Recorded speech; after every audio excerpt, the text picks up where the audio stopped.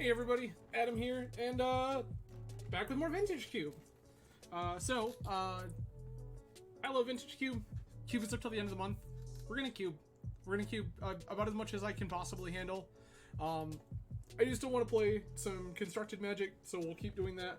But I'm gonna try. I'm gonna try to cube at least once a week until Cube goes off at the end of the month, because I love Vintage Cube. So much fun. So, without any further ado, we're gonna get right into it. We're gonna cube. I do appreciate everyone joining today. Plenty of ways you could choose to spend your Thursday evening, but I'm grateful that you've chosen to spend it with me. If we end up with any downtime, I have pulled up the Double Masters 2 spoilers, and we can kind of start talking about those if people are interested. I have seen a couple of things that I think are pretty rad, so we can definitely have chats about Double Masters spoilers, because, I don't know, Master sets are sweet and stuff. So, in fact, what I can do, I'm dragging this over here for a second, keep an eye out, and pop open Double Masters. So, I mean, sick. This is kind of a known thing at this point, but the Eldrazi Titans are coming back. That's really rad. Ren and 6, Leon of the Last Hope. These are all cool things. Reprint of Allosaurus Shepherd is actually huge. Speaking of huge, welcome to the party, Imperial Seal. Okay. Like, Force of Will confirmed good Magic card. Progenitus is reasonably rad. That's a thing that we can show and tell in, or... I wouldn't hate playing the white deck. Like, Solitude and Resto here are pretty sick. I might turn a wheel. Like, Glenelender Archmage is also insane. I think I'm just gonna take Force of Will. I think, like, raw power level, that's, like, the best card in the pack. Metalworker is okay, but there's just, like, not a whole lot here so far. There's obviously always stuff for Metalworker. Progenitus, also sick. But with Progenitus, it's like, okay, I guess we can take Arbor Elf out of the wheel. Knight of the Reliquary would be fine. Force of Will just seems like the safest pick here. It goes into most anything. Does your deck contain Island of some variety? Sick.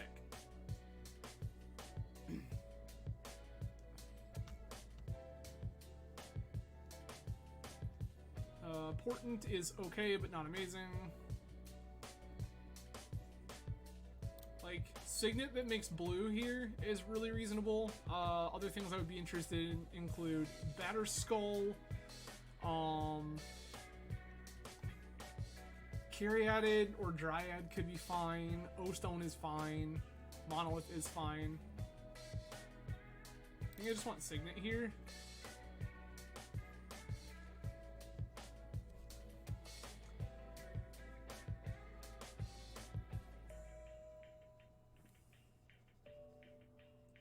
So I'm gonna have to think here, like, I took this Signet because it is blue ramp. But it's possible that we actually end up wanting the green portion of this. Seeing what we've seen so far, there's, like, not a whole lot of great blue stuff going around. Like, Portent, Glenelender Archmage out of those first two packs, but, like, the chances that both of those wheel are pretty low. Ooh, Dig Through Time. Dig Through Time, V good. Workshop also. I think I'm taking Workshop here. I think I'm just taking Workshop here.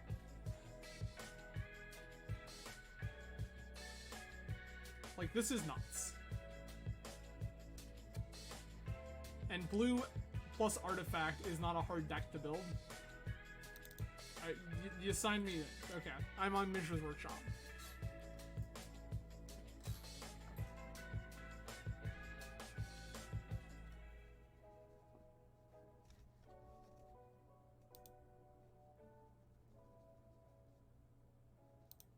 So, Yeah, like, Force of Will plus Mishra's Workshop is a deck.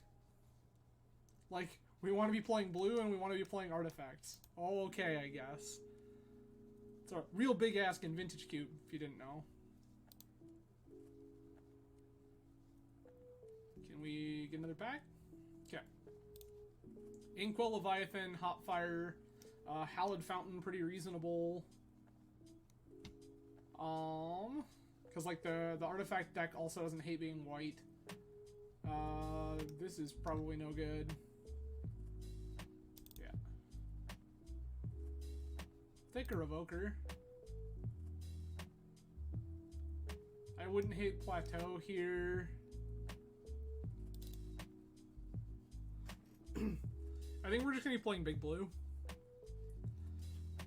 So like things that we want in this deck include Urza. Smokestack is fine. Smokestack is fine. I don't hate Port.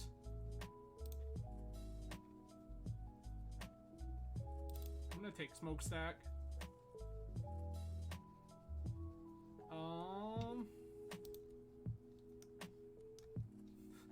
Pestermite, Zealous Conscript, same pack. Orb is like not really where we want to be.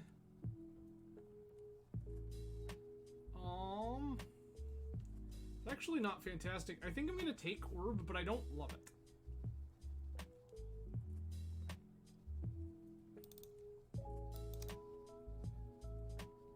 I will take Sword of Temptation. This card is very good.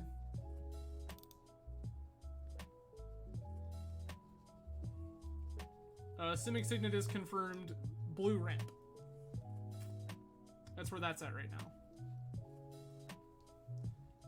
now. This card is nuts. Don't let anybody clone it, but this card is nuts.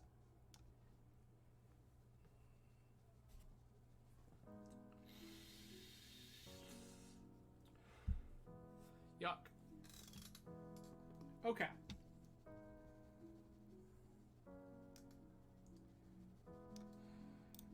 I think this Burst Lightning is the next card we're like actually interested in.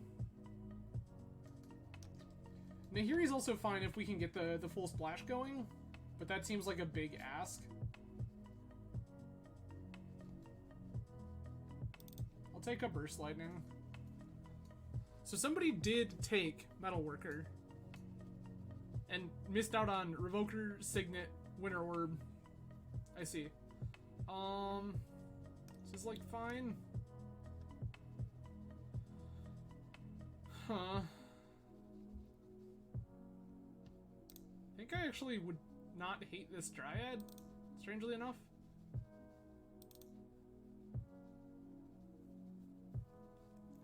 This lets us kind of splash stuff. And lets Mishra's Workshop be a real land in times when it may not otherwise be a real land. Dig through time, you say? Get in here.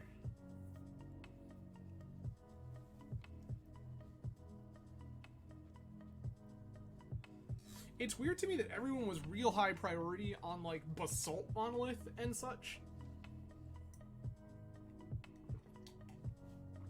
I don't hate Parallax Wave. I think I'm just gonna Parallax Wave here. Yuck. I guess Kitchen Finks?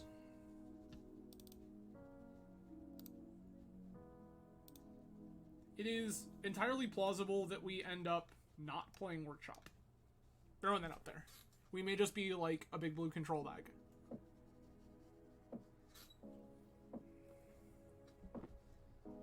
Okay. Sundering Titan. We would be interested in either of these signets. Frantic Search, Memory Deluge. I want to take Win Conditions, Mox. What was in this pack that somebody passed Mox? Excuse me? Okay. Other things, other lives that we would be interested in living include Karn, actually, Warren Power Stone, Shark Typhoon. But like, this is easy Mox. Ancestral Vision. Actually, Foundry's dope. I don't hate Mindslaver. I have lost playing Mindslaver like a reasonable amount. I don't hate Foundry either, to be perfectly honest. Take Retrofitter Foundry. Nope. Wormcoil Engine. Time Warp. Venser. Yeah, this whole thing is dope. I think that the hard want is Time Warp as Big Blue, and then like most of this other stuff is fine. There's Treasure Cruise. That's a spell seeker that doesn't currently do anything. I will take a Misty. That is a card that I would be interested in. I'm not interested in Treasure Cruise. I'm only kind of interested in Dig Through Time, to be honest.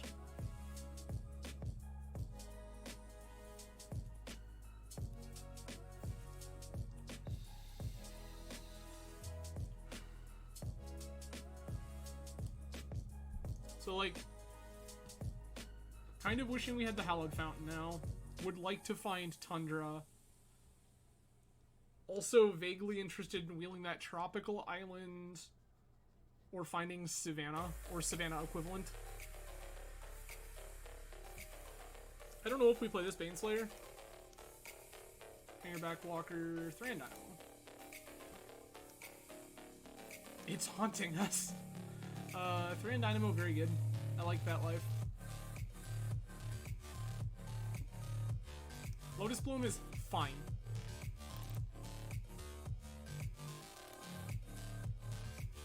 I'm gonna take Academy Ruins and then get really sad when we don't wheel Mindslaver. But if we wheel Mindslaver, I'm gonna feel like a genius.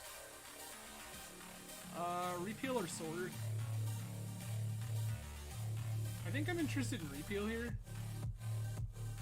I don't hate Waterlogged Grove, to be honest.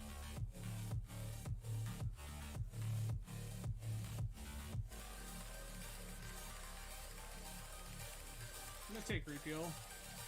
This is the safest pick. Like, this is not a guaranteed thing. Repeal is just an answer to a thing. Also, like, repeal my own mocks is a very real way to just do stuff.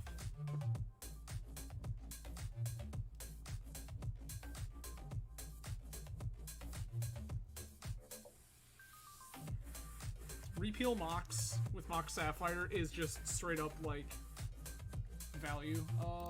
This is Sacred Foundry. Do I have any reason to want that? I think I just want this Signet instead.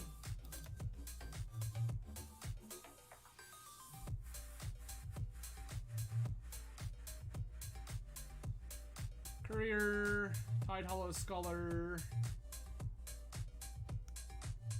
Avacyn is, like, fine.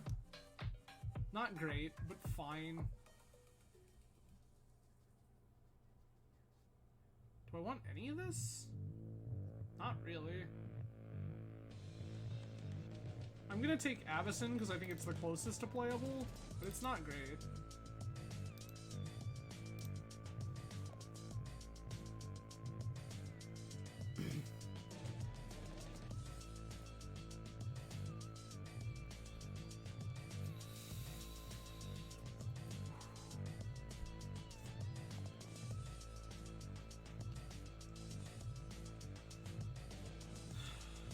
I don't know that I'm parallax waving here.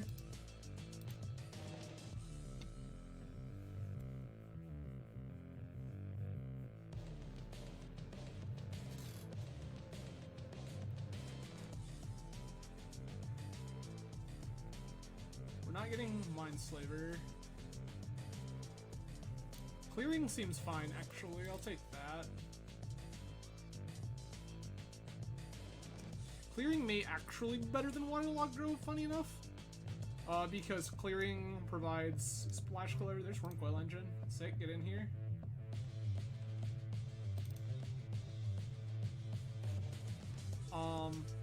Clearing provides splash color and offers us the opportunity to splash like Tutor or something if we find it. This is all bad.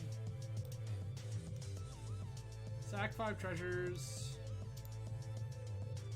It's like an almost 0 chance, but not actual 0 chance that we play Magda. Hanger back block. Sure, why not? This card is not fantastic, but it is a thing.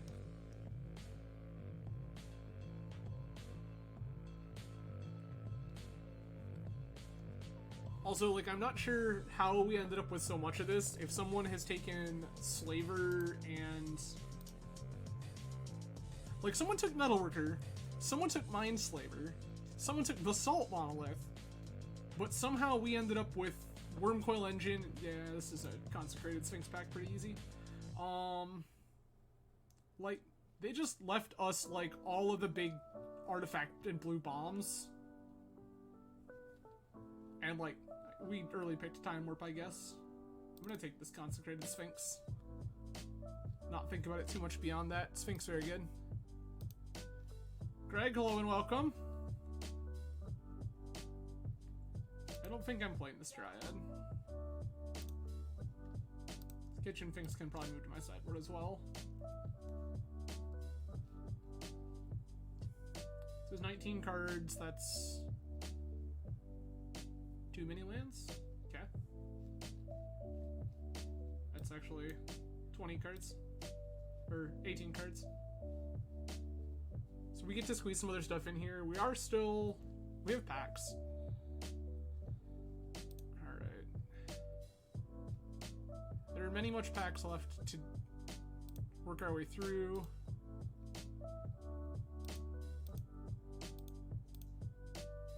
Okay, thank you. Library, Preordain? Library Alexandria? Sensei's Divining Top. All of these are so good.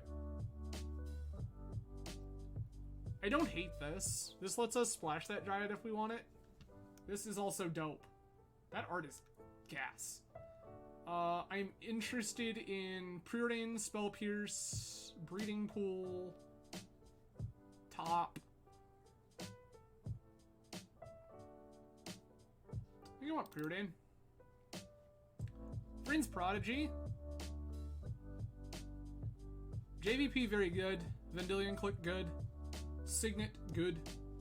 Everflowing Chalice good. So much of this is good. I need to not fill my deck with completely dead air. I have some ramp. I have a Mishra's Workshop. This feels like JVP or Thirst. I think I want JVP here. Hullbreaker Horror, Mind's Desire, Twin. Noise. I'll take a Lodestone Golem.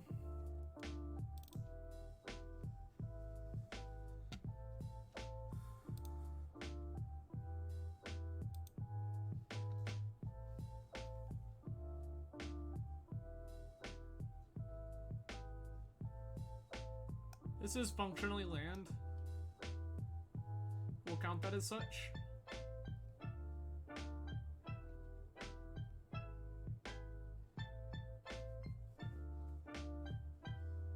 So, like the real Tezzeret, get in here. Show and Tell also tempting. When our deck also includes Consecrated Sphinx, Wormcoil Engine, Sundering Titan, Inkwell Leviathan, Show and Tell tempting, I think Tezzeret the Seeker is better. This is a topic for conversation, but I think Tezzeret the Seeker is just a better Magic card.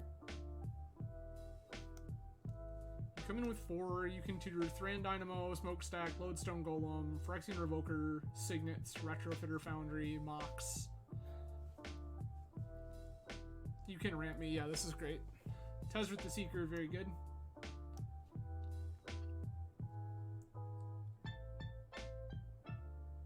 Also, I still don't understand how somebody picked Metalworker and this is the deck we have.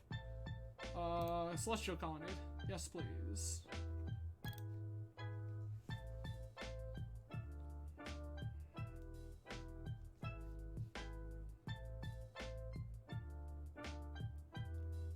I should think a little more about removal than I am. I think right now our game plan is just look at all these bombs.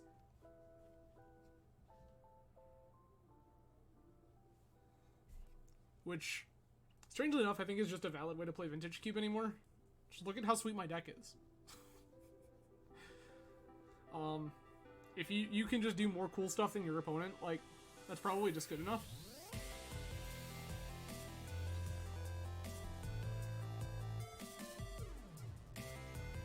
Trinket Mage. Trinket Mage or Golos. Mage finds Mox, Retrofitter, Foundry. I think it finding those two things is probably just good enough, to be honest with you. Golos is fine, but our lands aren't that busted. Forge Master, hello, hi, how are you? Get in. None of these cards are good. None of these cards are good. I will take Regrowth. I will take Winds of Abandon. Good grief. I will take Thirst for Discovery. Just, like, zero respect for Twin. The entire Twin deck, like, has wheeled. I mean, listen. Cube is live. I'm gonna Tangle Wire, I guess. Like, Travis, look at how busted our deck is. Like, again, Travis, I don't know if you're just catching this. Somebody else picked Metalworker.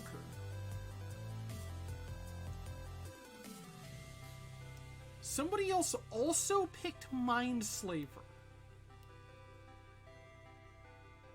I don't understand.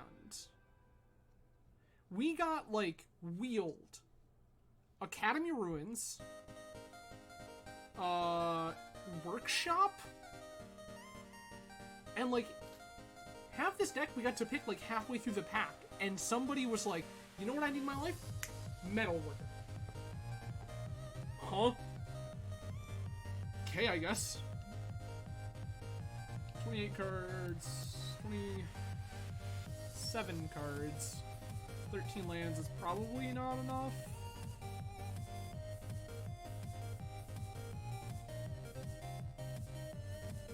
Okay, question 1, are we playing Academy Ruins? I think we can, but I don't think we need to. Do I want this Baneslayer? I don't think I want this Baneslayer. I think it's just going to be hard to cast, like, a decent portion of the time. 6, there's 14 lands. Need a couple more than this.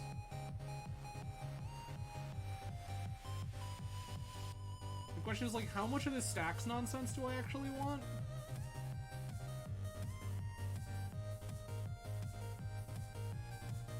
I have Sower. How good is Dig? I feel like the answer is not.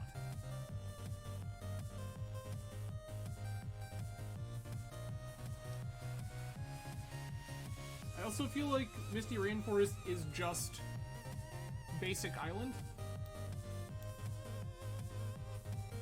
So we can just count, instead we can just play basic island. Like, we didn't find anything that fetches.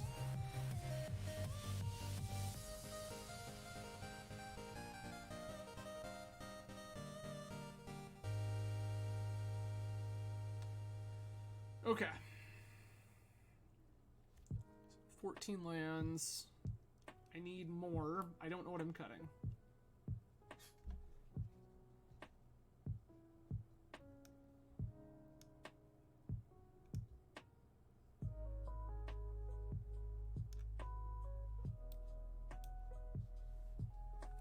I need to cut one more. What's our artifact count? 1, 2, 3, 4, 5, 6, 7, 8, 9, 10, 11, 12, 13, 14? Okay, that's like fine. I mean, no, you're correct. But the thing is that it isn't thinning the deck in a meaningful enough way. So like, I get that you're also kind of memeing here. Like, in a 40 card deck, that is actually like more statistically logical than it is with a 60, right? You're like 2/3 the size. But what's important here is that, like, in what portion of the time are we going to want to draw Misty Rainforest as opposed to basic island? And the answer is, like, probably 0. Like, this pulls another land from our deck, which is good, but is already functionally like dead air. It isn't doing anything other than pulling an extra land from our deck and costing us 1 point of life. I would and like potentially running into dumb stuff. Whereas I would rather just play basic island, because we also naturally want our basic count high for cards like Thirst for Discovery. So like this is actually like a meaningful thing to think about. I do need to... That's 14 lands. I have to make more cuts and add more islands. So questions are, what else here is not that great? I have 2 white lands to cast this 1 Winds of Abandon. That's like probably fine.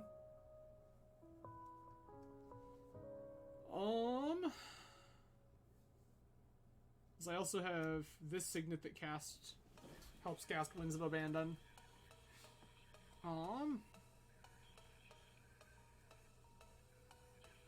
This Trinket Mage only hits 2 things, but the 2 things that it hits are both very good. Oh, why am I only at 39 cards? Okay. This is 40 with 15 lands. I think I want 1 more.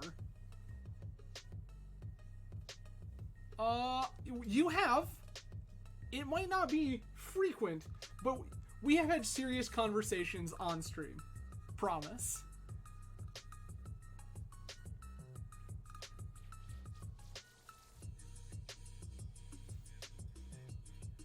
So, like, with Tanglewire and Revoker and Winter Orb, are we just in a position where I can just, like, not play Repeal if I don't have to? Like, I think that's fine, right?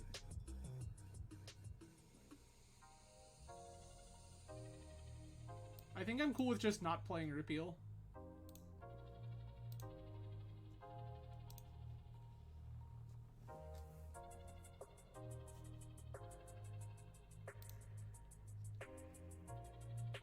I think that most of the rest of my deck is kind of insane enough that this is just okay.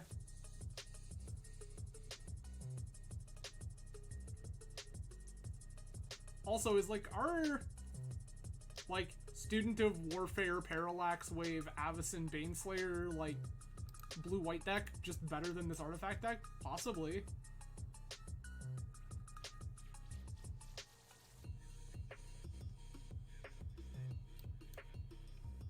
Like, this card gets less good. We cut Mishra's Workshop. We cut Lodestone Golem. Maybe like Winter Orb? 1, 2, 3, 4. Get Baneslayer, Avacyn, Parallax Wave, and like some other random card. It's actually not an unreasonable deck. I don't hate it. I don't think that I have enough interaction to just be some random blue-white mid-range deck, though.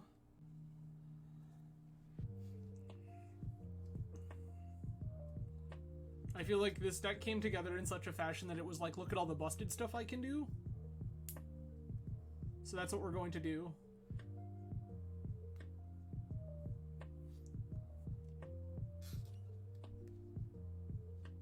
I guess this is also removal if we need it to be.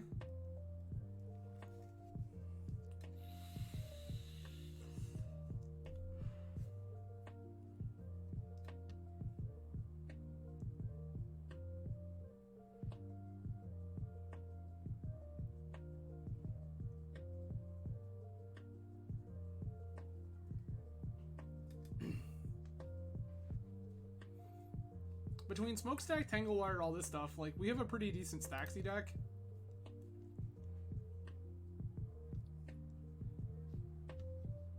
I would love to play first.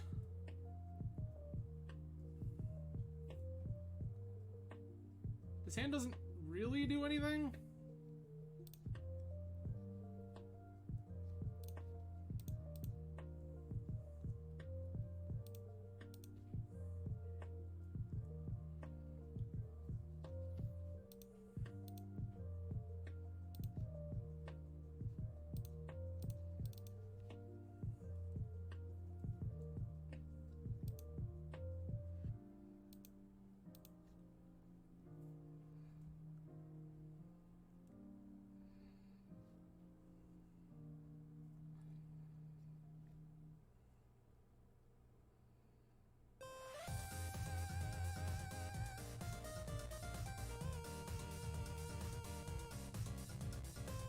I'm gonna slam this Winter Orb.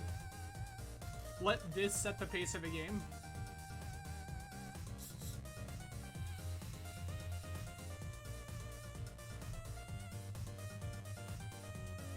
Oh, yeah. Let's go. This is Rug. So opponent's like some sort of 5-color do-nothing pile. That's hot. Love that for us.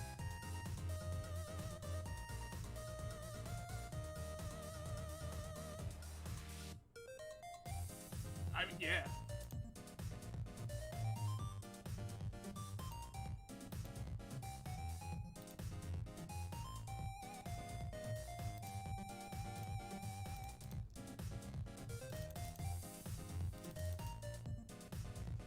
Opponent's so good to us.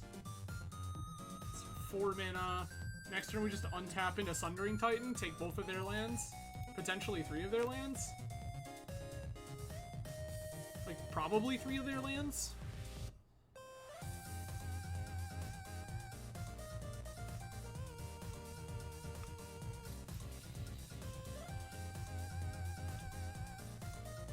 He resolves.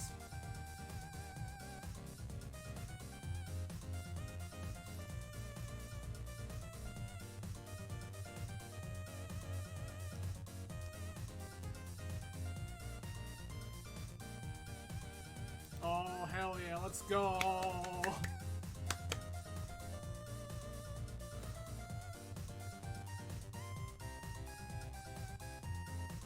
Deal. Mountain, forest, island?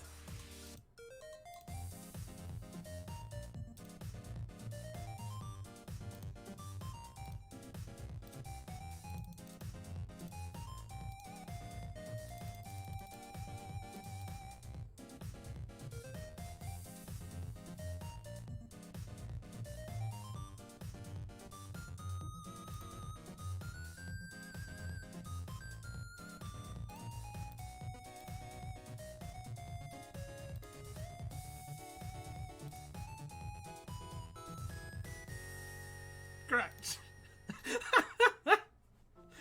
Oh, opponent, you poor sweet child. That was so good. Okay. Now that that has happened, opponent is like some sort of like rampy deck. Things that we are interested in include, like potentially Parallax Wave.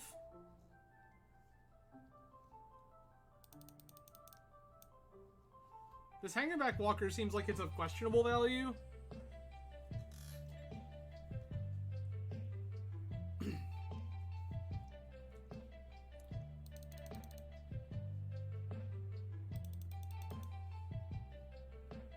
Opponent also seems really slow, so I don't hate just like smokestacksing them.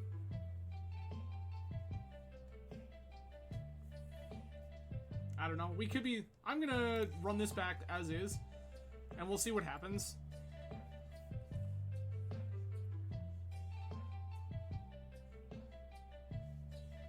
This seems fine. I'm gonna keep this.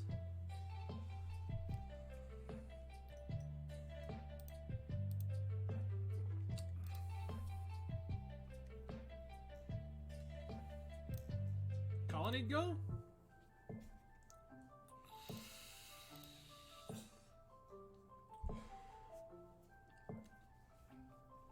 For those of you just joining, hello, welcome. I'm Adam from Grand Rapids, Michigan.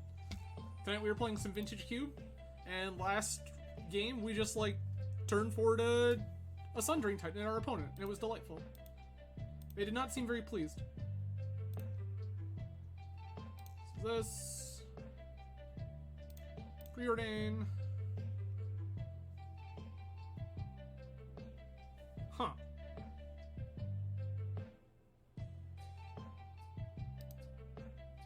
Bottom. I'm gonna top this Revoker. And then play Retrofitter Foundry.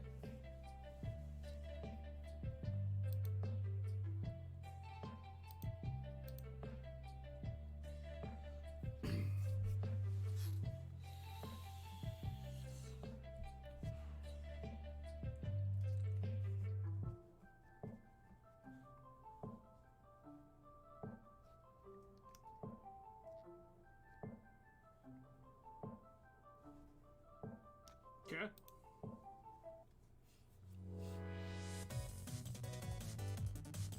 We're just gonna slam this under. Ready? Teeth. I accept.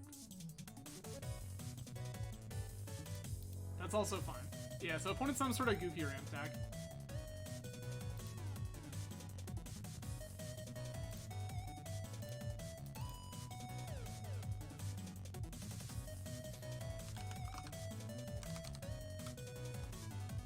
Ready, Ingenious Iconoclast.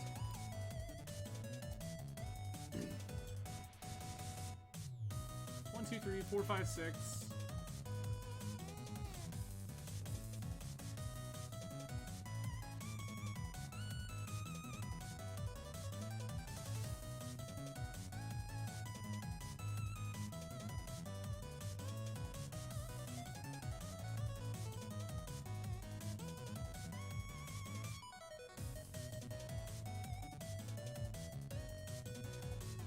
I mean, that's unfortunate, but, like, yes.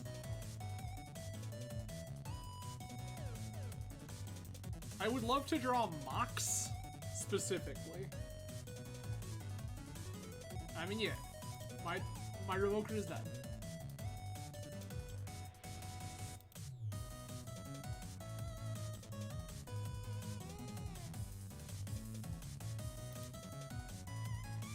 Yeah. You can blow up Boundary, that's fine. I don't care.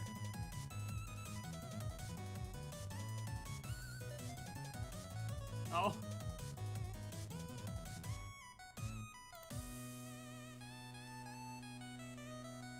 I mean, that one's dope.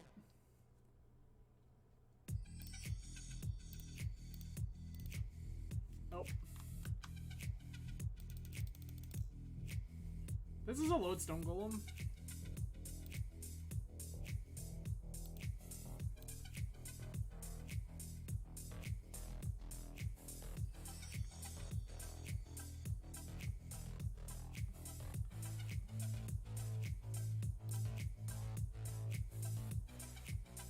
Yeah, that's fine.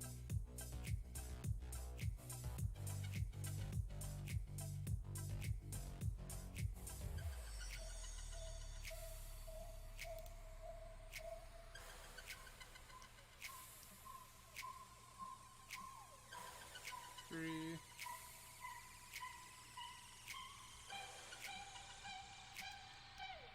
So lately here's like unfortunate.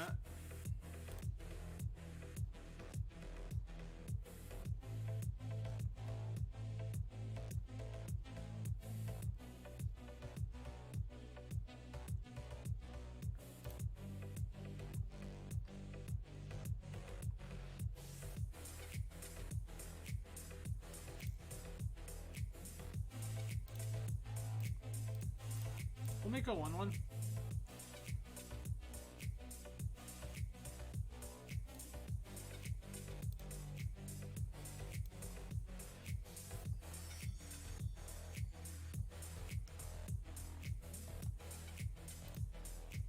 Yeah.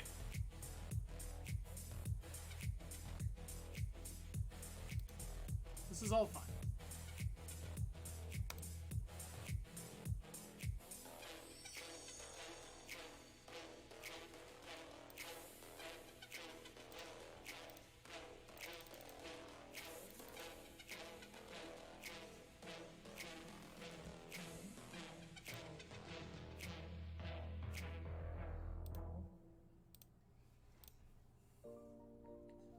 This worm coil engine is gonna do the Lord's work. Resolves. 6, 7, 8.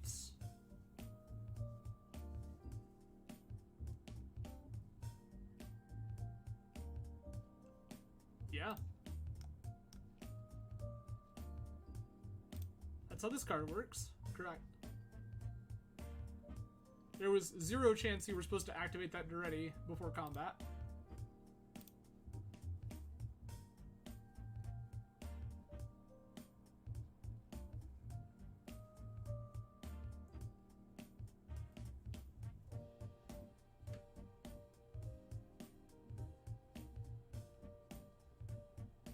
Okay.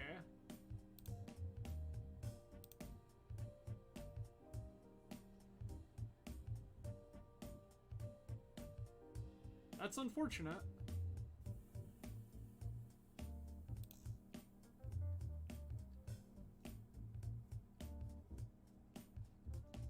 Okay. What's the game plan here?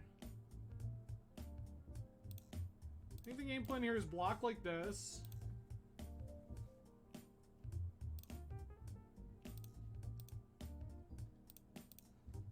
Pay 1. Sack this servo. You don't have trample.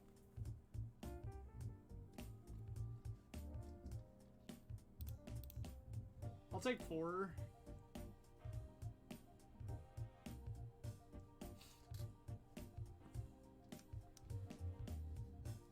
Is this Ewit? Yeah. Ewit, grab a braid a thing? 1, 2, 3, 4. 5, time warp.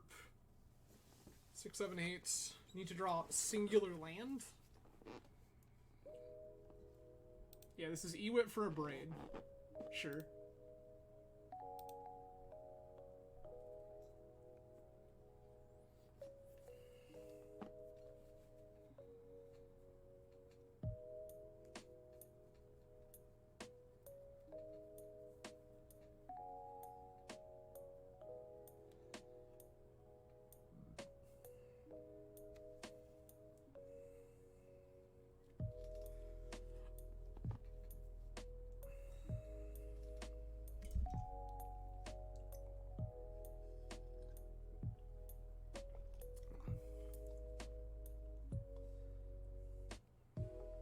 One of my signets is also a live draw here, I think.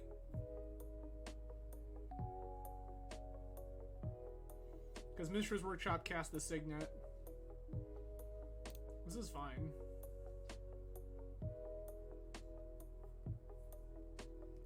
Steve resolves.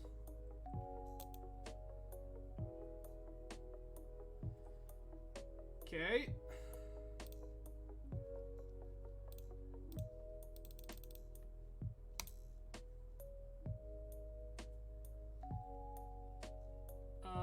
Okay.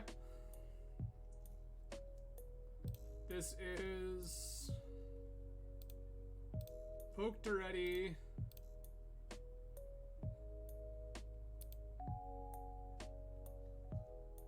Cast time warp. Target me.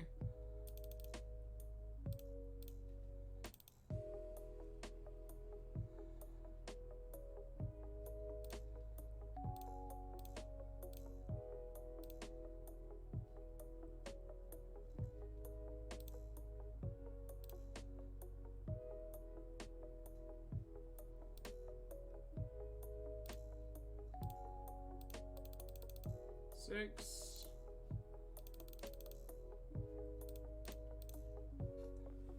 Inkwell?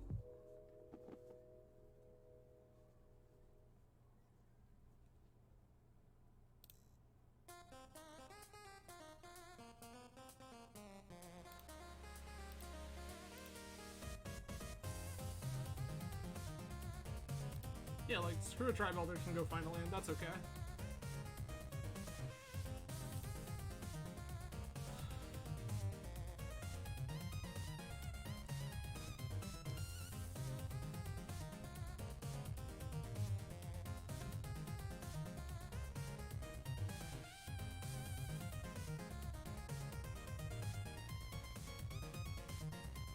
figure out blocks when opponent figures out how they want to attack. Yeah, like this is fine.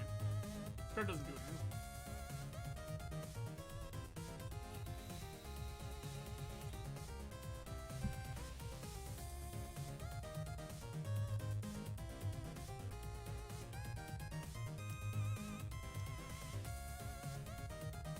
So this is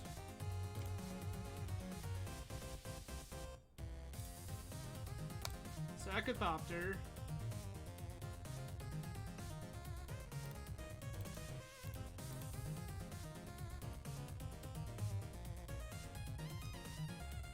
I mathed that wrong, but that's fine.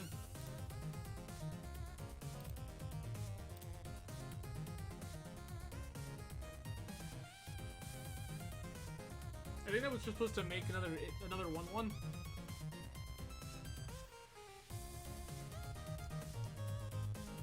Four definitely better for me long term, but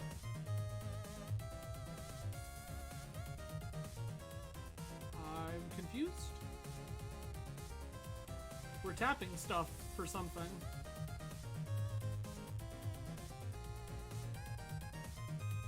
Sure, that's fine. Sacrifice this. We've already done the Duretti thing.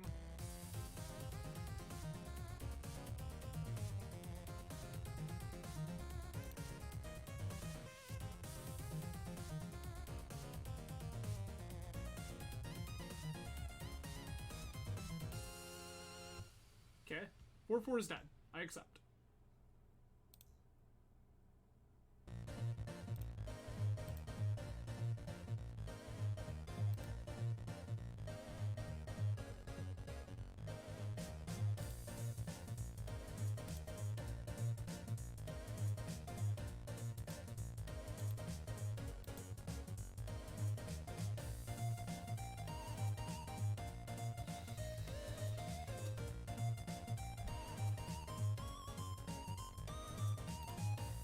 I mean, like, yeah.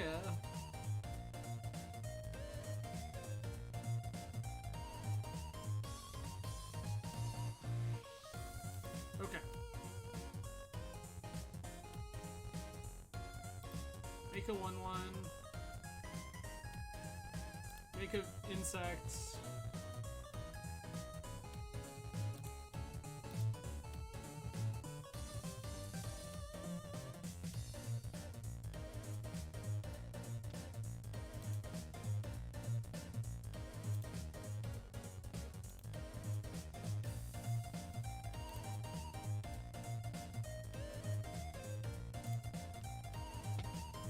One, two, three, four, five.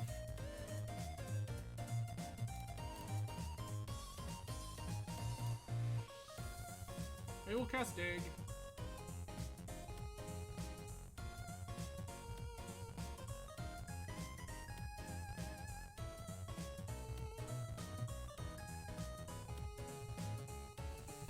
Forge Master. 2, 3, 4, 5, yeah, and then Tangle Wire? Any order's fine.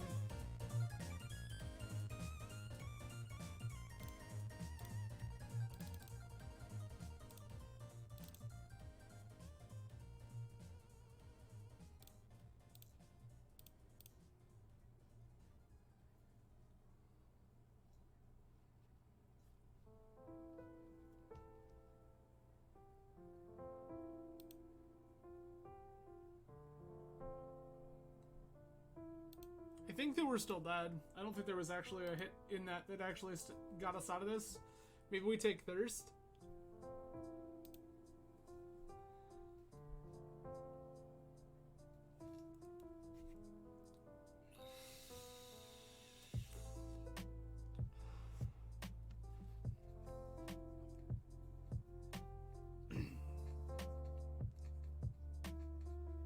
I don't understand why opponent is tapping anything that has power and toughness.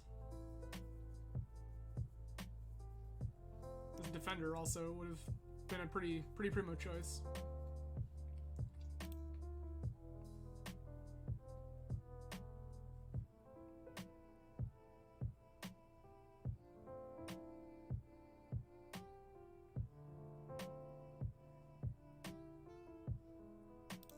I accept.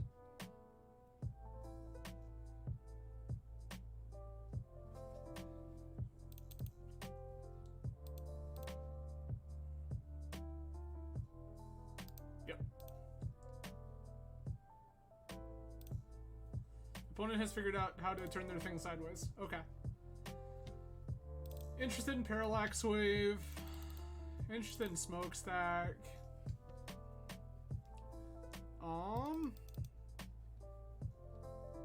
Hangerback seems less important. My artifact count's still reasonably high. Sower seems nuts. Then what? One more cut?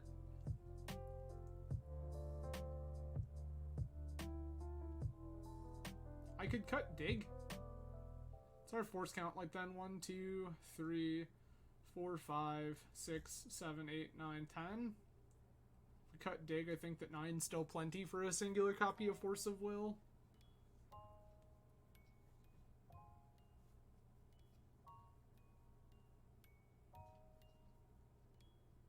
Yeah, I think I'm cutting dig through time. Yeah. Keep.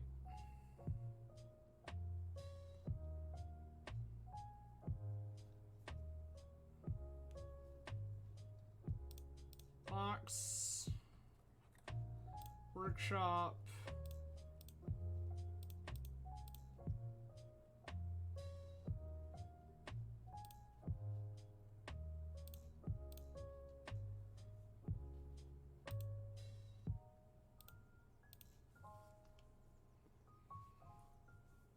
One, two, three, 4, 5, 6. Yep.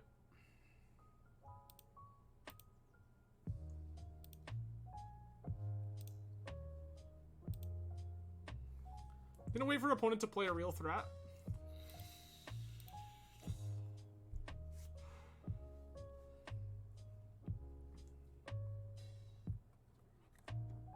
This elf is not something that's particularly scary. Yeah, Sylvan Library's fine. That doesn't do anything.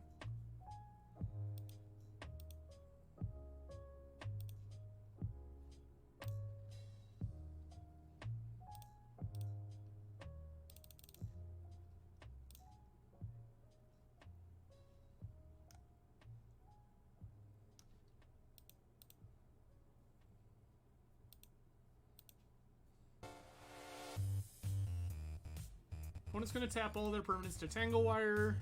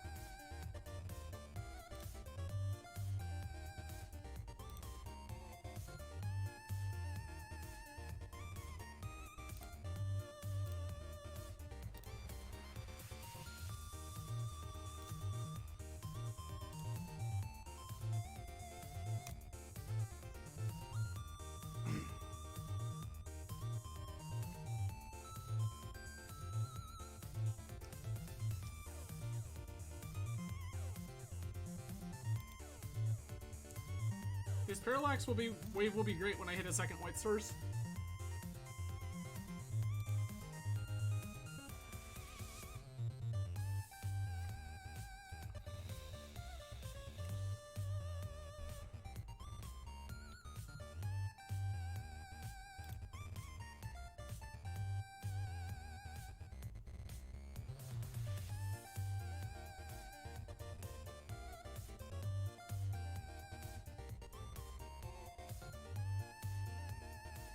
They're not taking extra cards.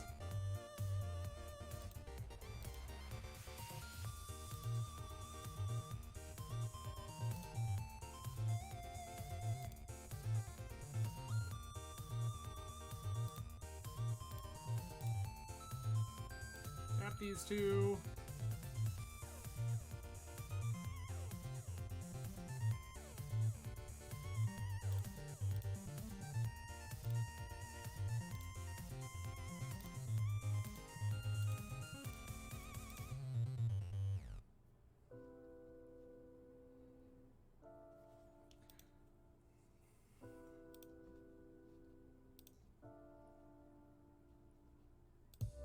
Opponent's gonna tap 2 more permanents. It's gonna be 2... Oh, they're tapping Llanowar Elves. What a wild, crazy ride we've come down.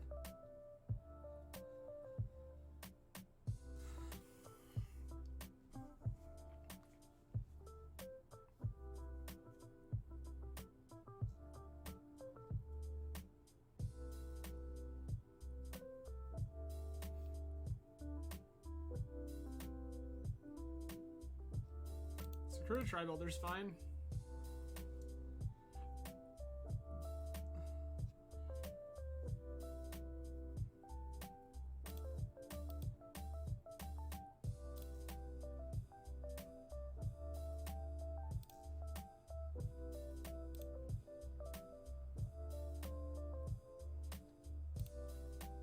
Tap Tanglewire to itself. Well, we've like completely bricked out.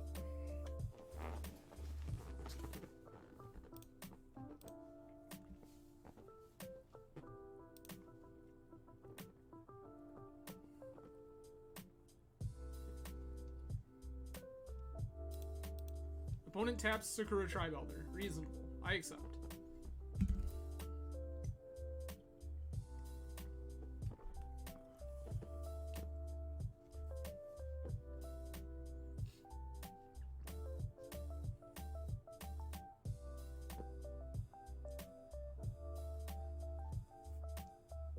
So,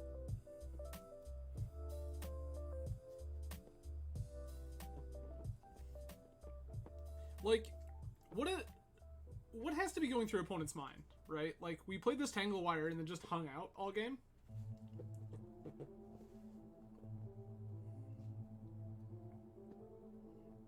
Like, I feel like opponent has to think we're on interaction, right? Oh, opponent kept an extra card. That feels good for us.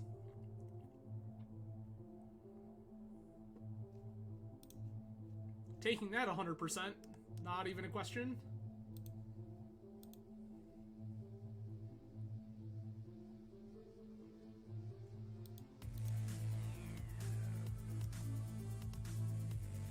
Dees. Opponent exiles removal spell and then targets our dome with it. That feels so good. I'll take 4.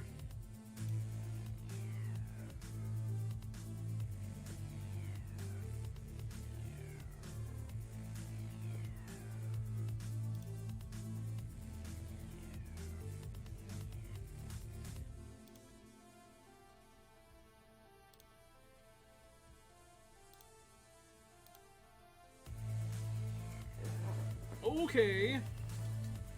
What does this button do? This hits Retrofitter Foundry, which is like not crazy. Can hit up to a 4-drop. Is there anything else crazy in my deck that's actually worth doing here? Probably not. Oh, we grab Orb. 1, 2, 3, 4, 5, 6, 7. Yeah, okay, we're fine. So this is 1, 2, 3. Tezzeret.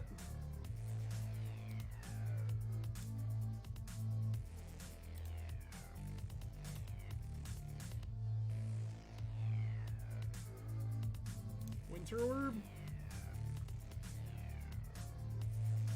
And then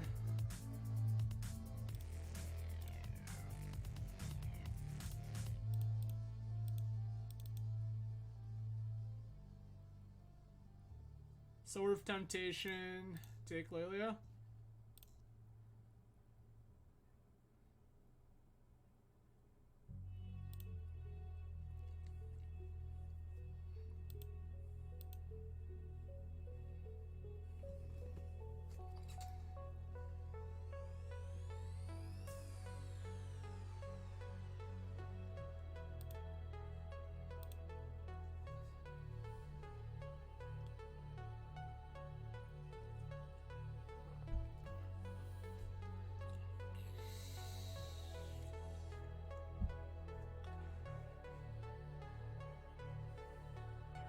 Next turn, Tezzeret lets us cast Parallax Wave by untapping Signet, which is hilarious.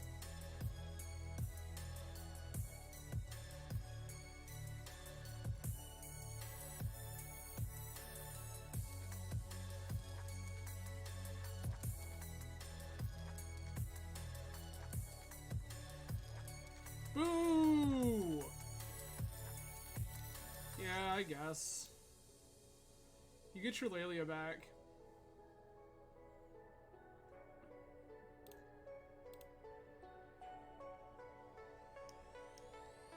Yep, that seems correct.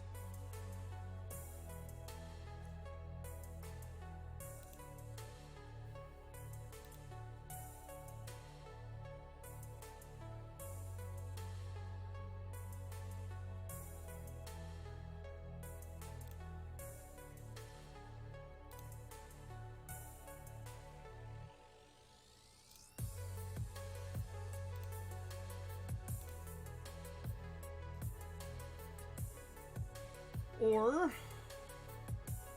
and hear me out, or we time warp. Can we both? I think we can both. It's this. Activate this here. Plus Tezzeret, untap these.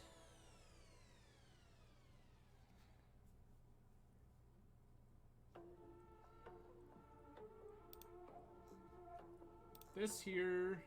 Cast Parallax Wave.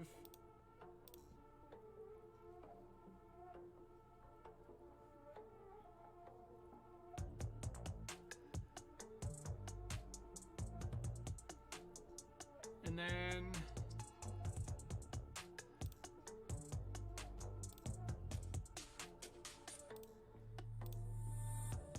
Time Warp?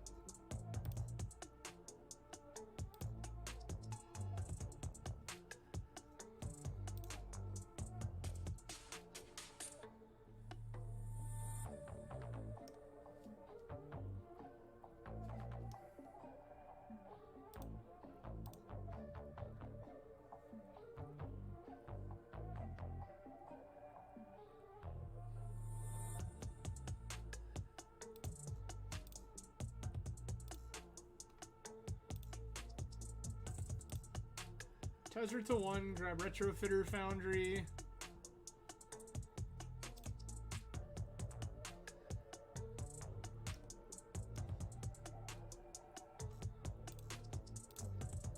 Take Elf before they untap so they have less mana.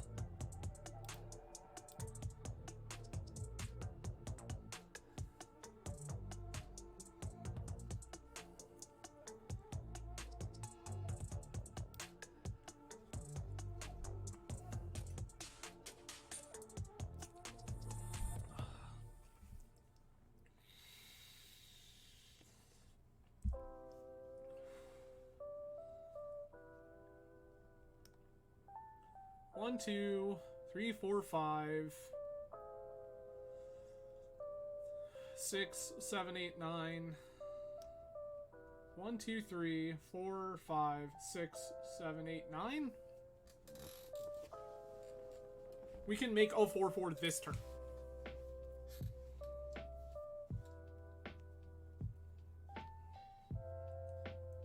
And then that 4-4 is just our clock.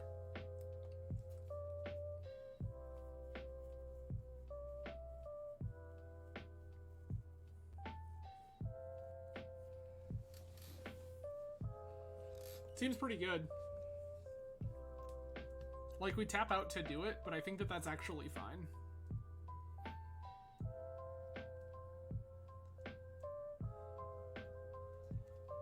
I think that I'm likely to make all of the mana I need through rocks right now anyway.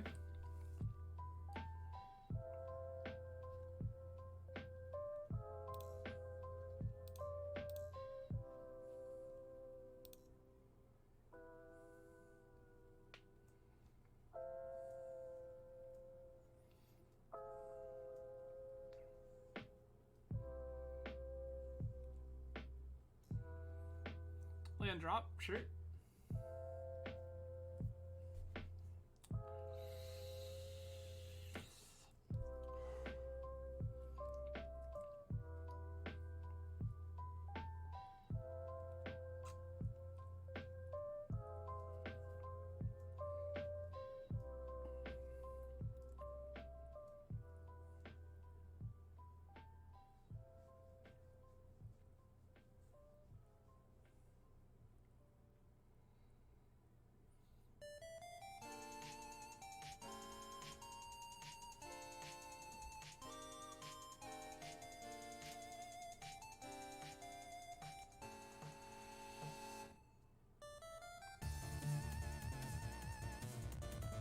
I have a couple of turns here with a clear board. Opponent doesn't play anything. Opponent's thinking really hard about whether or not they're supposed to play anything.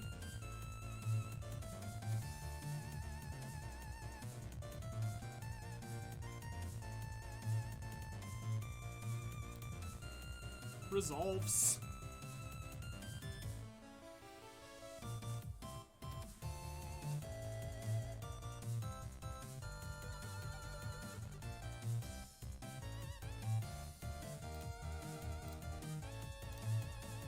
Okay.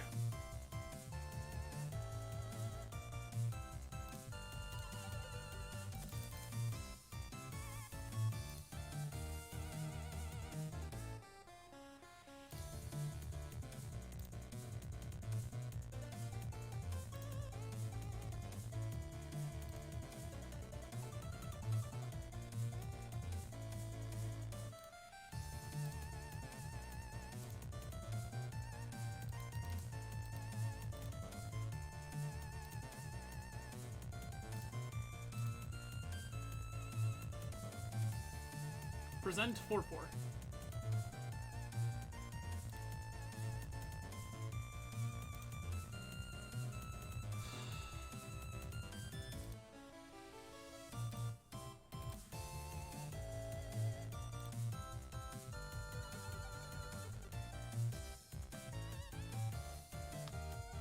Okay, here's this.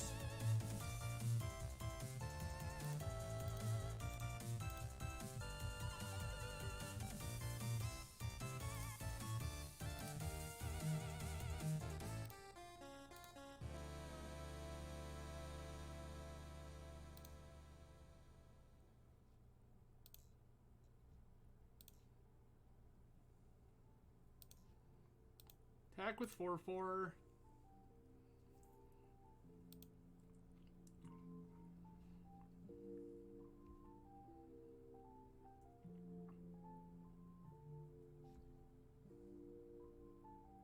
I guess all my mana's gonna hang out. I can just take game actions when I need to.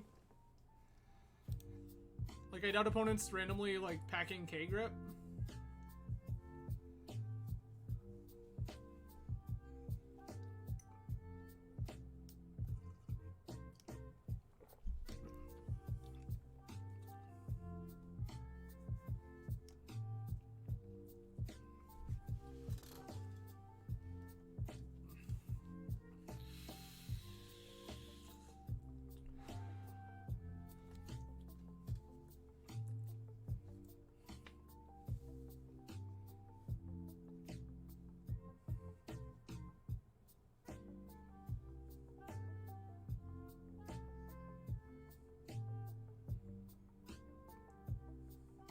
Hey, let's go. Alright.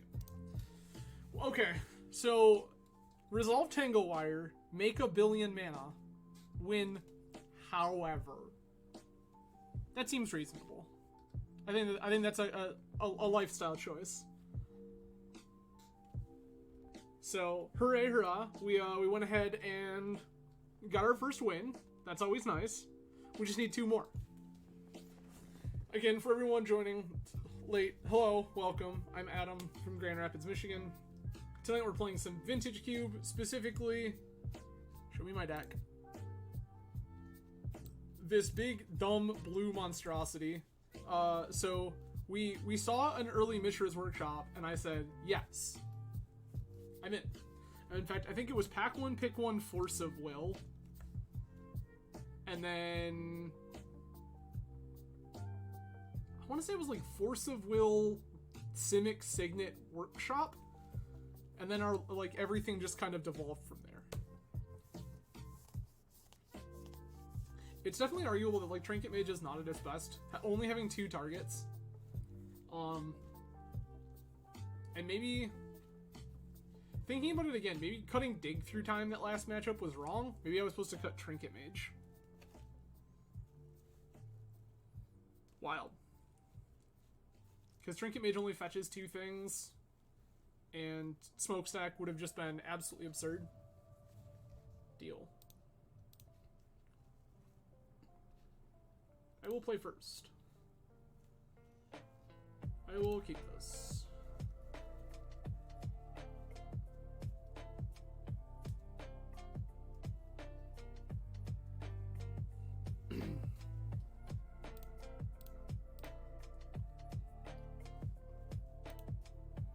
I just want opponent to play a tap land.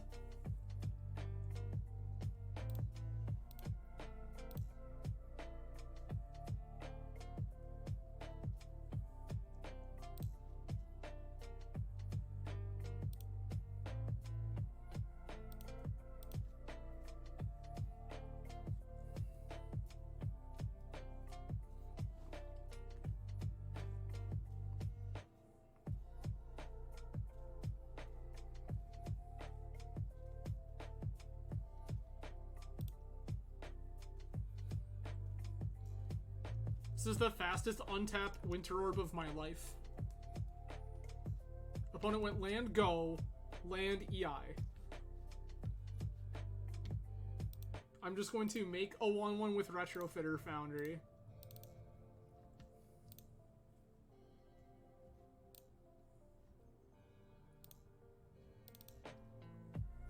Here's my Winter Orb.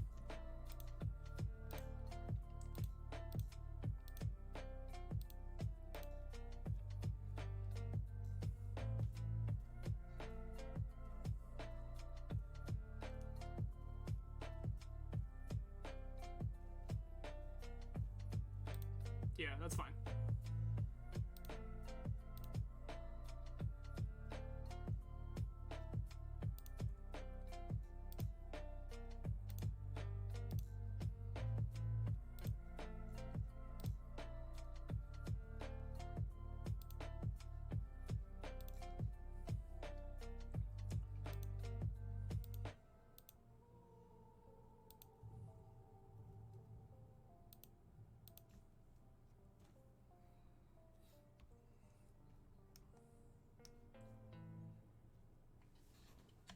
This is just easy money, make 4/4 untap.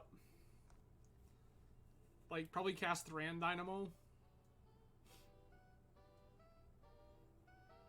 Because Dynamo's gonna make my life easy from here on out.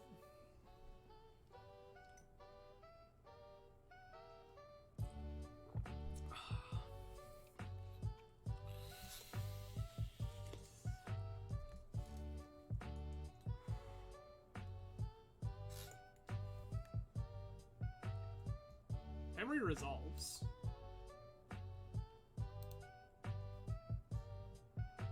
Nice. Opponent appears to be some sort of Tinker Pile.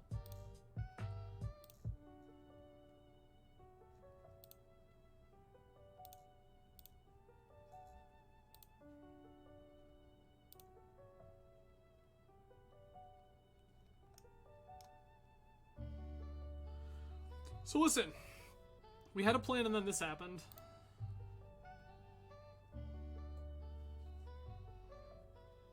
Like,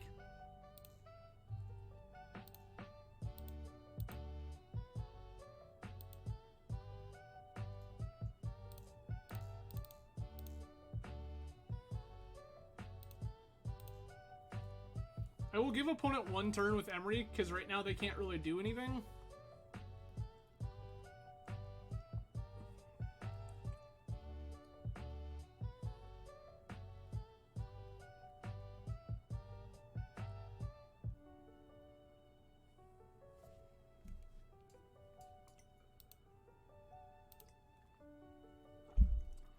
Deal.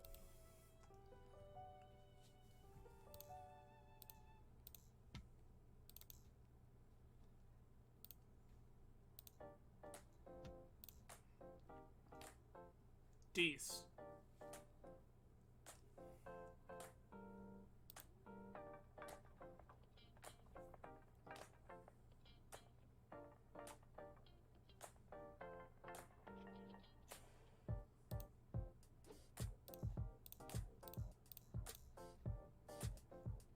I'll just get this Emery out of here now before it matters.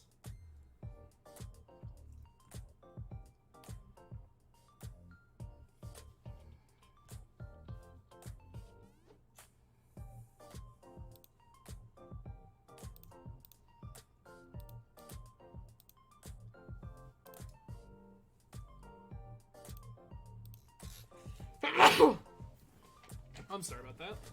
Oh.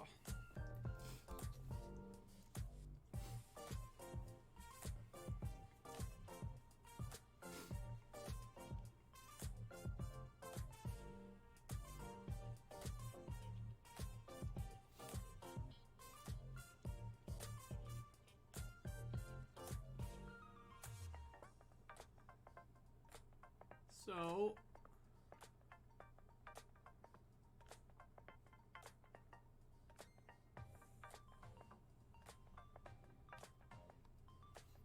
I feel like this makes a flyer this turn. I think I just want to keep the pressure up.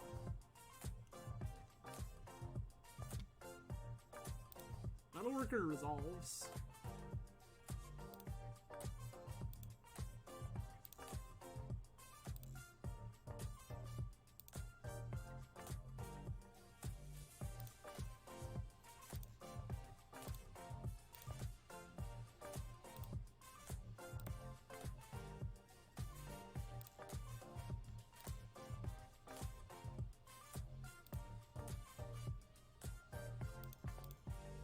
That was like one of the best things we possibly could have hit.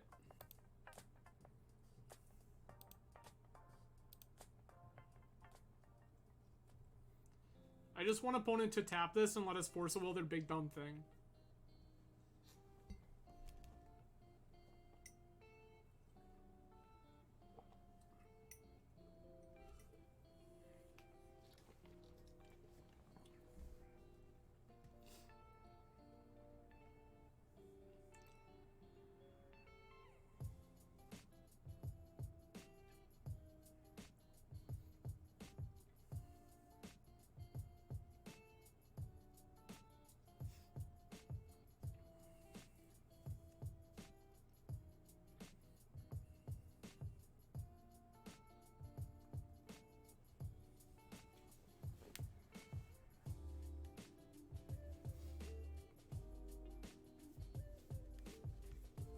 I'm just patiently waiting. We're patiently waiting.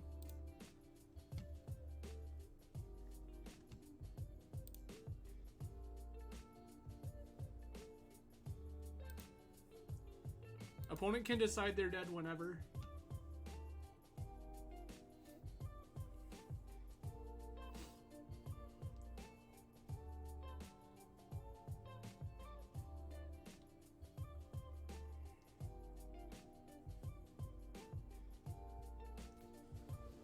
So to everyone who is new or newer to the stream, hello. I'm Adam from Grand Rapids, Michigan. Normally on this stream we play Eternal Magic. If you're not familiar with that term, Eternal Magic, let me explain. So Eternal Magic will include things like Mindslaver, Black Lotus, Sundering Titan. Sure. Lotus resolves. Eternal Magic will include things like Legacy, Vintage, cubes of various natures, Pauper, cards that don't have any kind... I don't care about Goblin Welder. That's fine.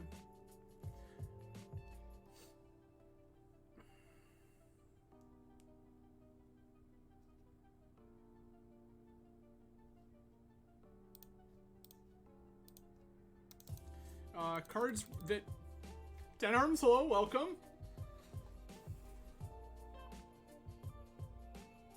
Dece. We're talking formats here that don't care about, like, rotation. So this, again, these are formats that are always the same forever.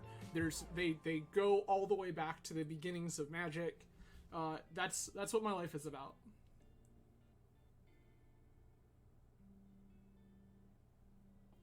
Oh, thank you.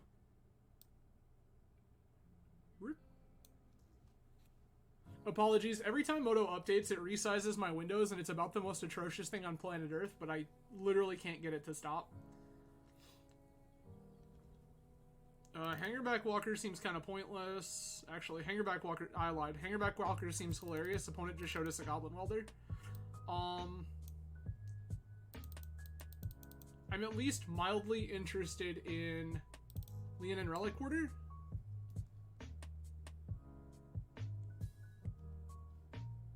Lodestone is of, like, medium value.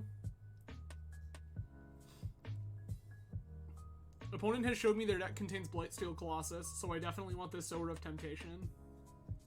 As such, I think I also want Parallax Wave. This might be too many white cards. Trinket Mage can go. And then... one more thing can get out of here. I think cards like Winter Orb are just how we win. Like, the majority of the time.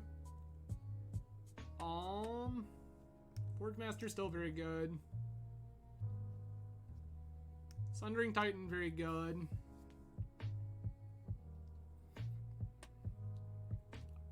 I feel like I can cut Inkwell Leviathan, but part of me also doesn't want to? Question mark? I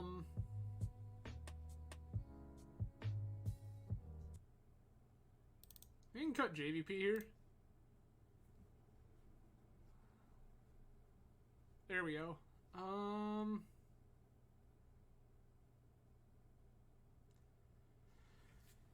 This is so close.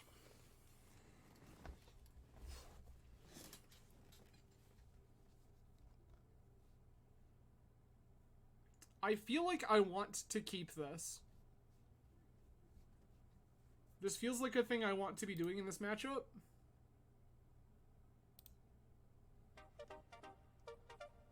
Now that I'm not, like, on the play, being a little more react... No, this doesn't have enough acceleration. This doesn't do anything but protect itself. We're gonna mulligan. This is actively worse. We're gonna keep, I guess. I'm gonna ship... Dig, Sphinx.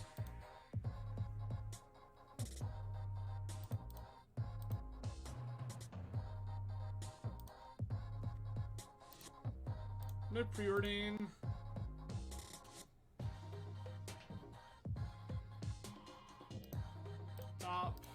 Top.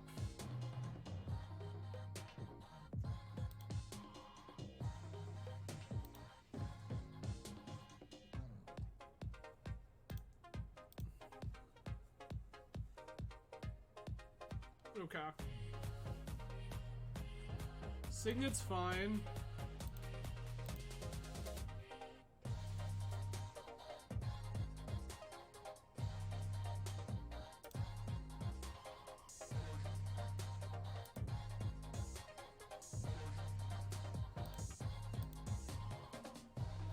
We're gonna pretend like we're on a fair hand here. It's another Signet, that doesn't matter. Emery's fine.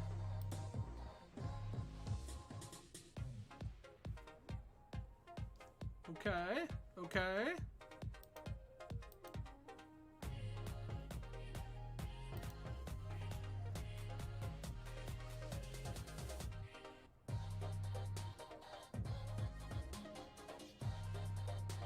We're gonna go lands, Mox.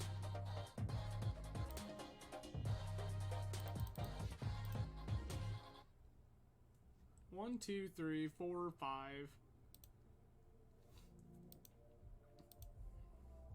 There's a reasonable chance that opponent can just cast the Titan out of their bin, but that's actually not atrocious. Like, we can recover from opponent casting Titan.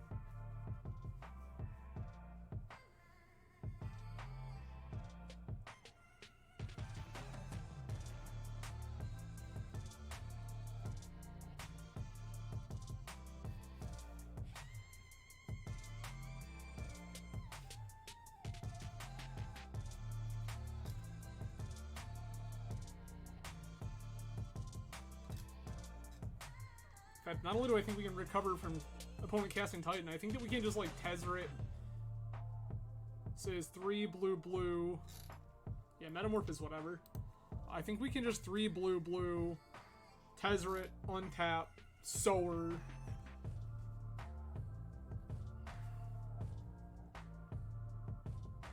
Yeah, this is fine.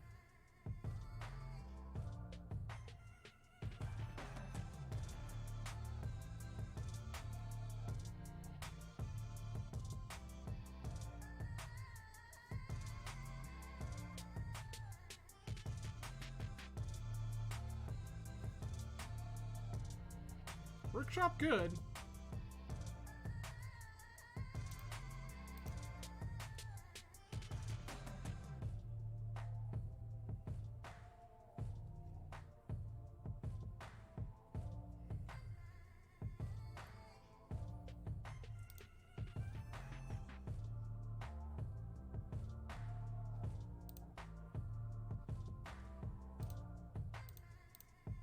Tezzeret?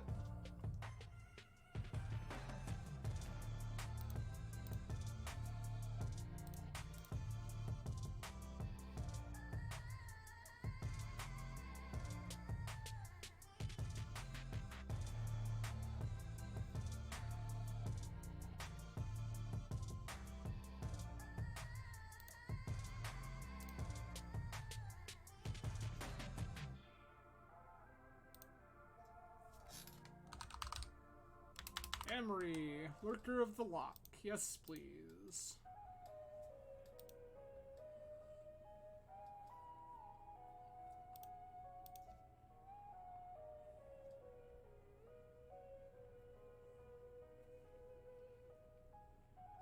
Opponent really wasn't interested in letting me have a Tezzeret.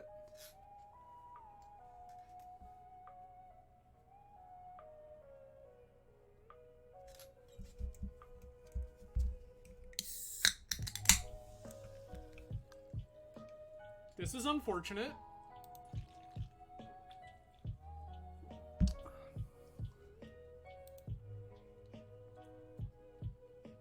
Karn sure will exile that.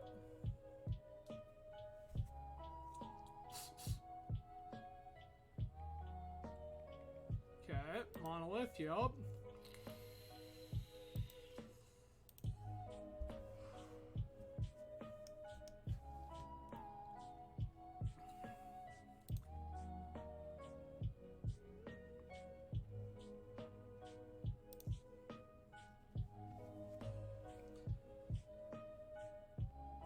So okay, what's the deal here?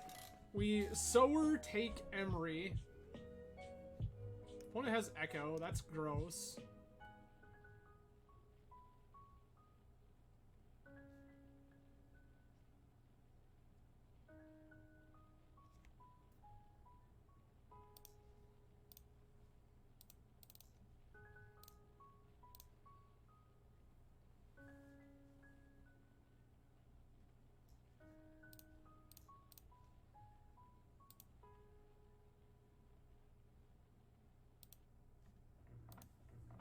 This is a weird position to be in, but I think that it's actually fine. Oh, that was definitely a play Colonnade turn.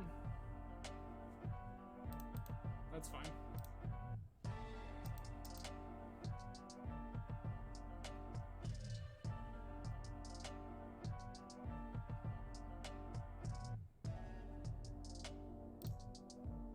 That's a slaver.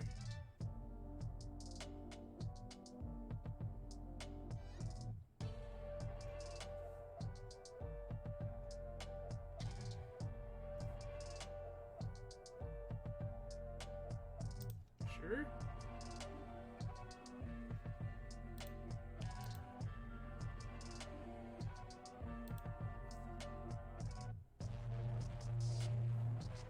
Like, I've got nothing going.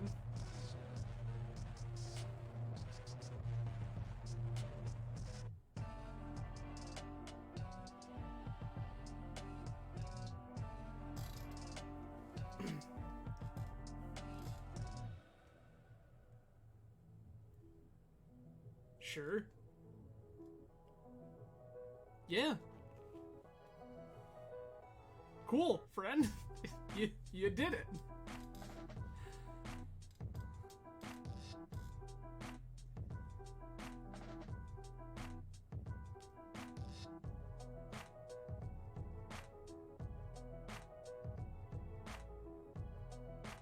You just don't attack, yup. Okay.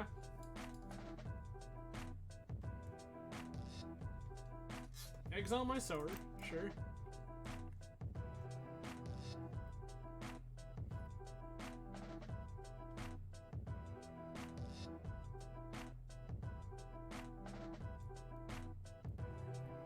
Yeah, like, that was about as tame as it could have gotten with a Mindslaver. Like, opponent cracked my land. Okay, this is unfortunate. This is a thing that I'm not sure how we beat.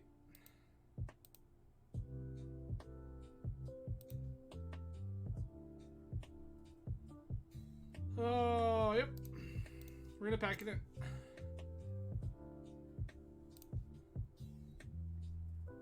Okay. Is there... I don't really think... Yeah. I think that opponent answered all of the ways that we had to deal with that. Yeah. Blightsteel, very good. We will take the die roll. I accept.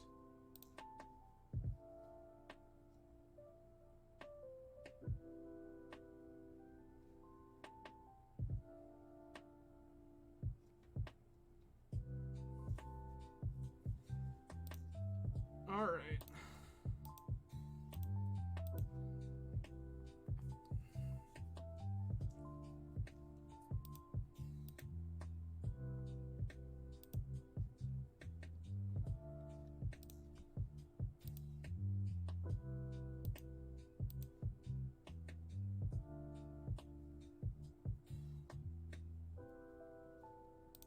Signet's fine.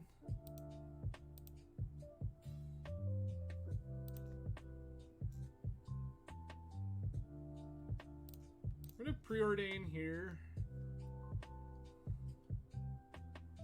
Okay. Bottom wins, top worm coil. Play workshop. Play tangle wire.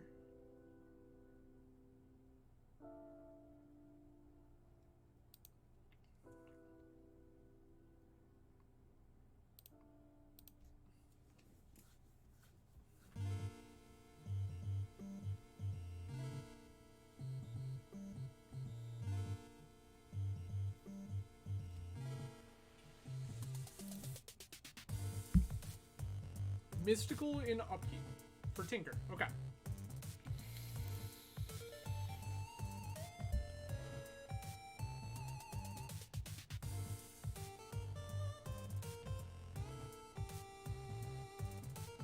That's a land. That's a Lotus.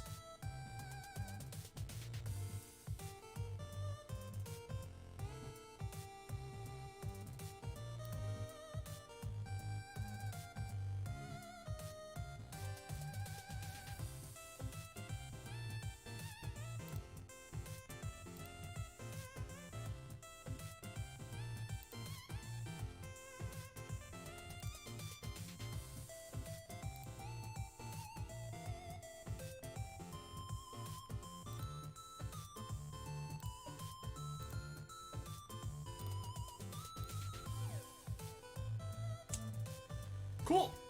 So we died to Mystical for Tinker, Tinker for Blightsteel. Sick. Cube's rad.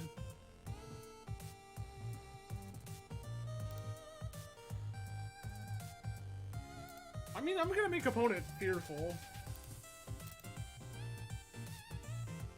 Like, there's zero chance opponent should lose this.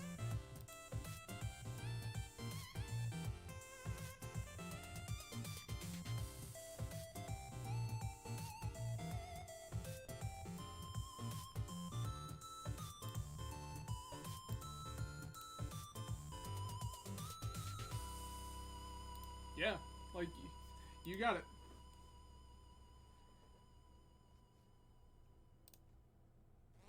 That wasn't doing anything. Cool.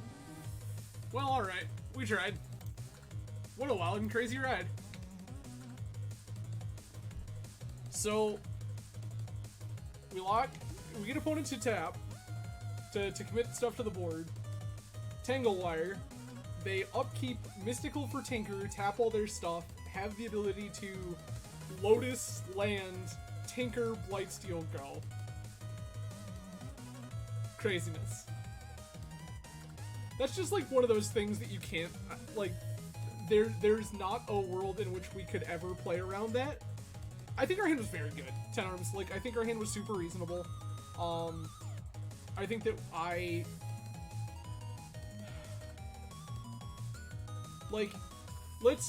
the card that is in question that is problematic there is Black Lotus. So let's, for a minute, take Lotus out of that equation. If opponent doesn't have Lotus, I think we win that game easy. Because, like, sure, eventually they just get to, they set up for Tinker, turns down the road. Correct.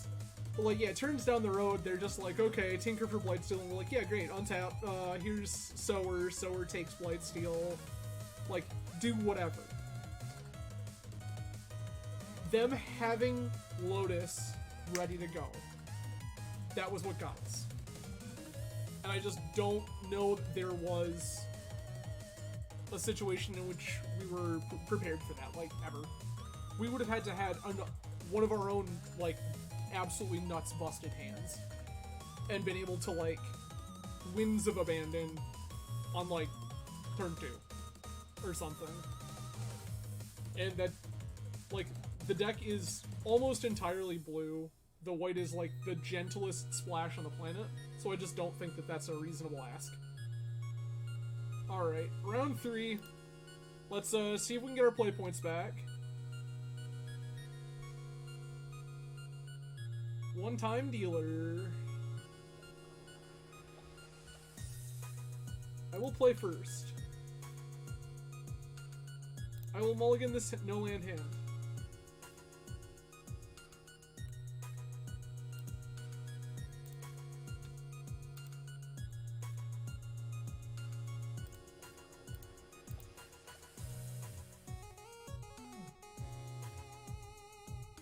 Oh yeah, like we would have needed something absolutely absurd.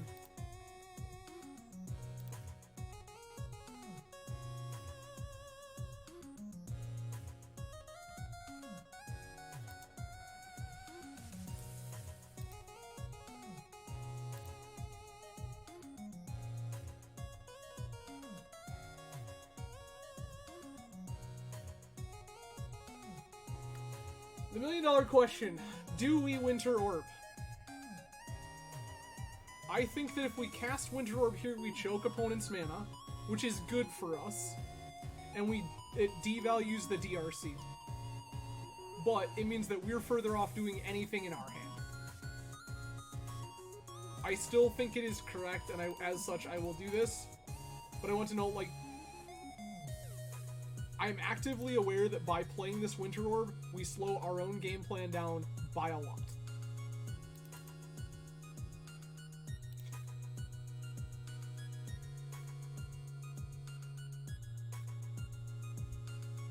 Gross.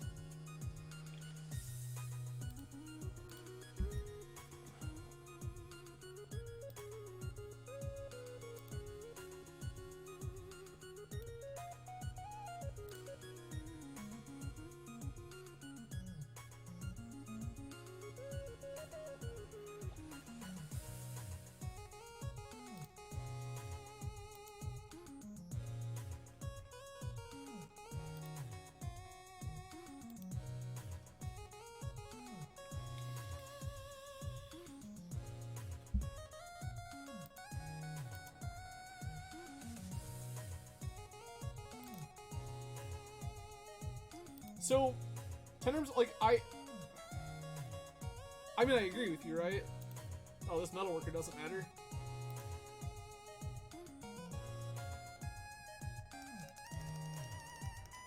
Tangle Wire! Oh...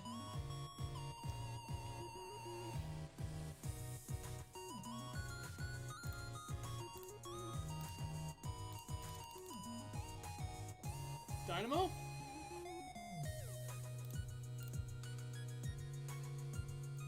Yeah, Dynamo Wire seems pretty hot. I'm into this life.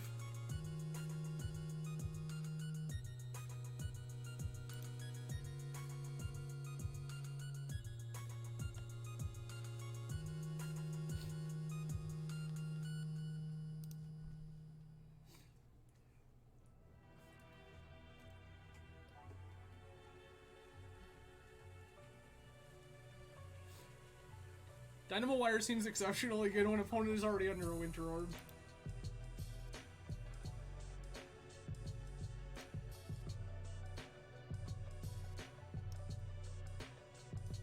Ten Arms, I mess more around with, Middle School, which is similar but noticeably different. But yes, I am absolutely a fan of... Peace. I'm absolutely a fan of Middle School.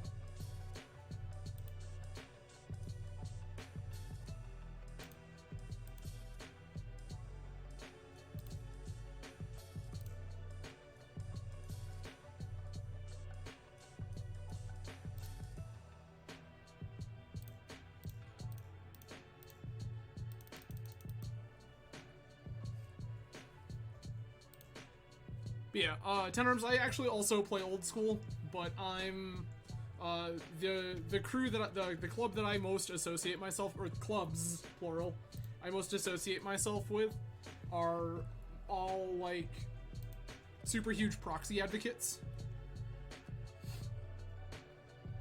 And because of that, they like the affordability of Old School has never really been an issue for me. I don't own a lot of those cards. Especially Power. I don't personally own Power, but given the clubs that I associate with, it's just never been an issue for me. Golem, Metamorph, Coalition, Relic, Dynamo. Yes. None of this feels busted.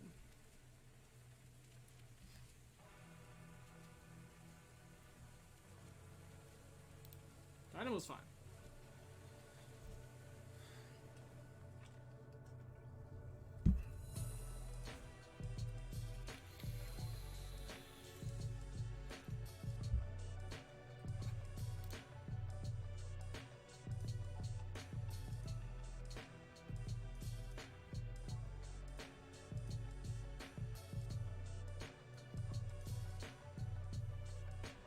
Yeah, Ten Arms in Middle School, I play Jeskai, the like Lightning Angel solution deck, and I also own Standstill. I guess I own Standstill save Null Rod, because Null Rod's $1 billion.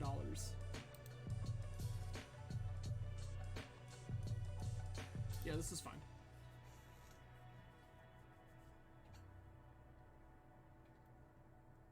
So, how upset does my opponent get when I untap my garbage, activate Kuldotha Forge Master?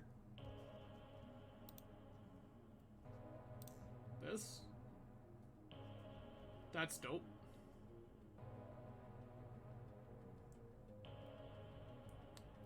I am also a huge fan of Jeskai, and I think that the solution is like the...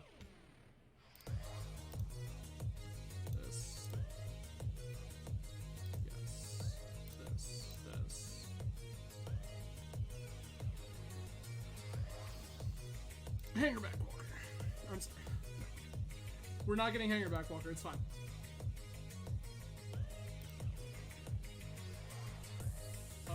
I'm interested in Tangle Wire, I think.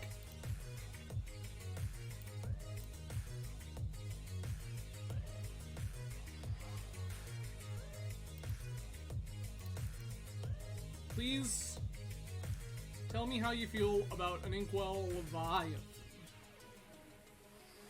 But yeah, so when I first heard about Middle School, my very first instinct was I want to play Lightning Angel. So I collect Lightning Angel. It is like a lot of older Magic players have that one weird card that like for whatever reason they will hoard every copy they can touch. Lightning Angel. I hoard Lightning Angels. I have an arcade post signed Lightning Angel The only printing of Lightning Angel I don't currently own is the original pack foil. So, side note, if anybody ever wants to like send me a birthday gift or anything, pack foil Lightning Angel, please. Thank you. Don't do that. But that's the one we're missing.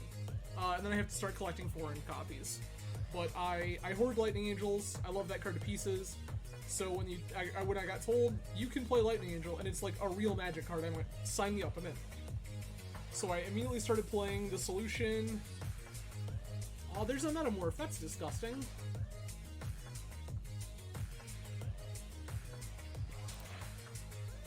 One, two, three, four.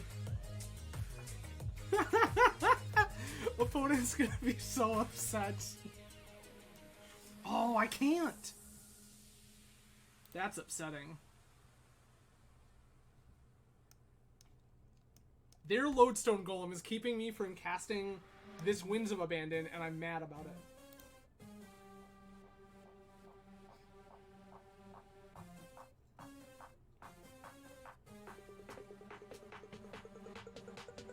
Yeah, so, and that's the big thing, 10 Arms, is the ban list is different. It's the same combination of sets and things, for the most part. The big difference is the ban list. Whereas... Yes! Damage uses the stack and Mana Burn still exists. It is the hottest nonsense garbage. It is so good. Oh no, it's very good. It is very, very, very good. It makes you play more strategically. Yep. 1, 2, 3, 4. White, white. We're short on mana.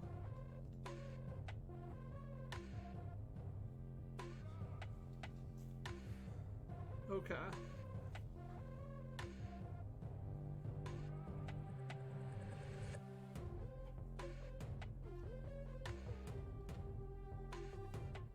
What happens if I just let an opponent attack me here? 4, 5, 6, 7, 8, 9, 10, 11.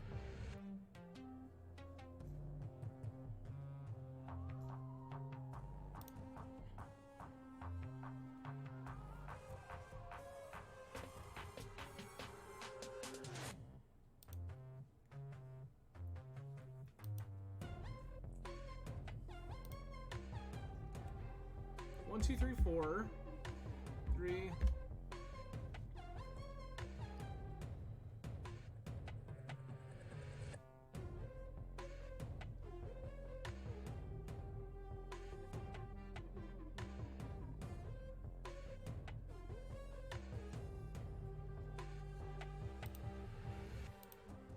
I have to figure out here what the line is.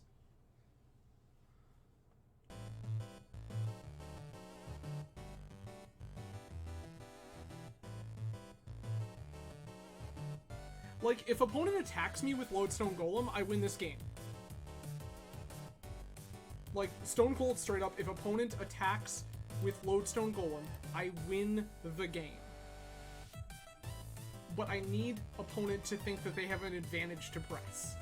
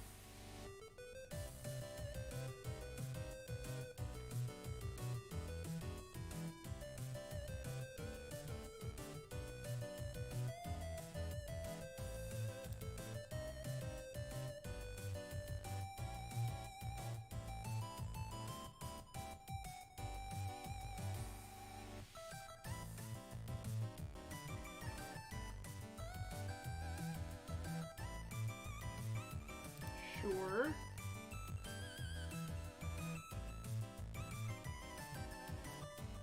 Okay. I need for everyone to conjure a land to the top of my deck. Mox Sapphire also counts.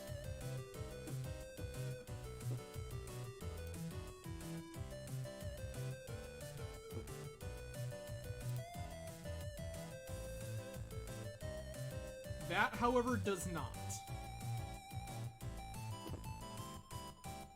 Okay. I cannot beat this Inkwell Leviathan. And it's my own fault for putting it into play. Okay. Yeah, so that's the thing, right? Is if we drew land or Mox, we win the game. 1, 2, 3, 4, 5. Yep.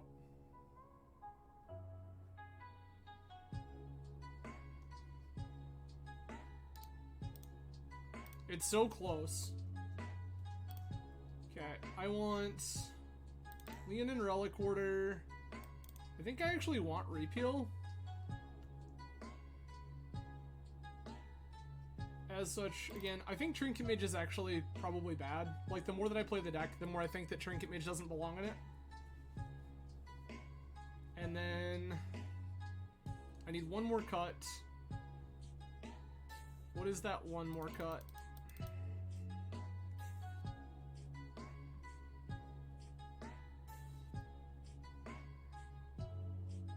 Am I supposed to cut Inkwell Leviathan, seeing what happened last game, or do I just roll the dice, knowing that I have Winds of Abandon? I feel like I have other ways to win and I don't need that card, and therefore I don't have to introduce it to the game. Sure, sign me up. I'm in. And Tenor... So Tenor, like, I kind of agree with you, but at the same point, like, I think that my win condition density is high enough that I just don't need to worry about it. Like, I also have Consecrated Sphinx, I have, what's the dumb... I have Wormcoil Engine, I have Sundering Titan, and I think that I have enough other stuff that's just good. Oh, yeah, that's been for a while. We're gonna meme each other.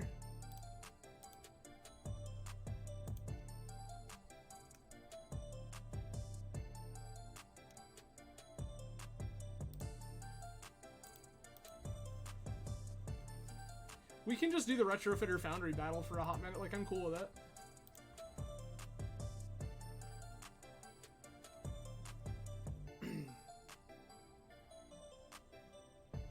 Yeah, they've done a few of the old border things.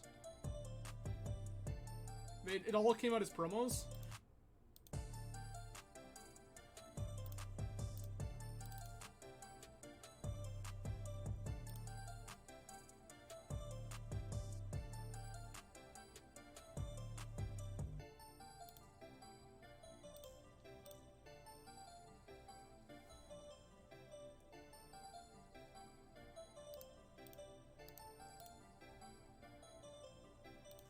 I will just take the Time Warp and the lands enough to make it work.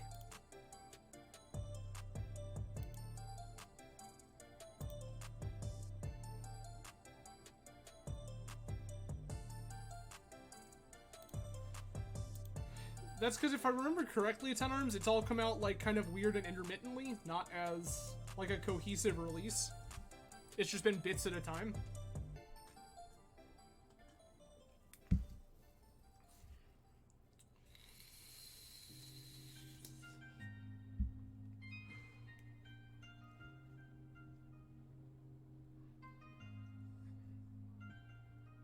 Port, yup.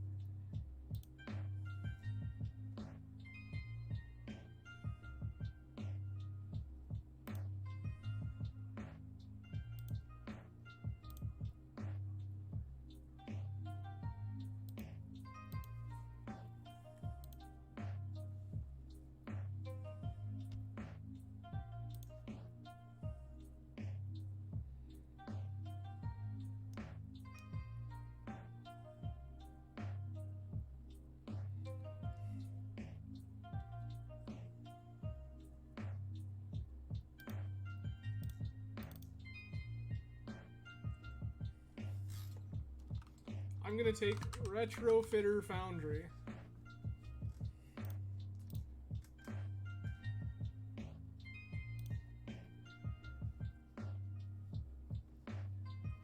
Tenarms, I think that...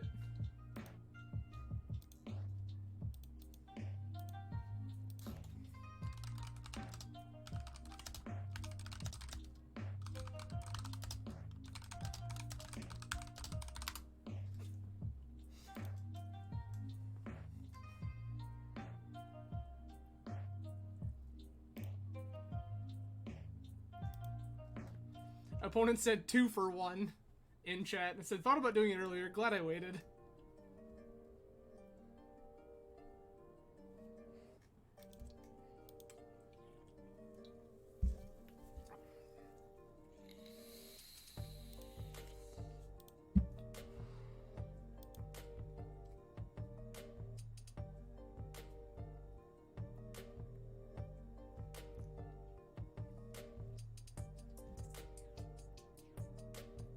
Workshop, you say? Sure, fine. That's a cool metalworker you have.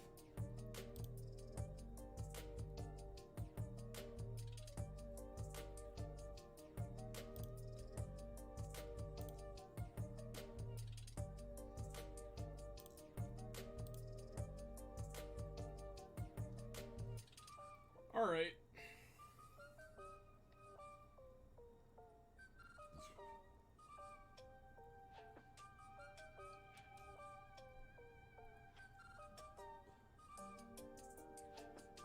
I'm gonna play my workshop as a juke here. I want opponent to focus on my Mishra's workshop like it's something that matters.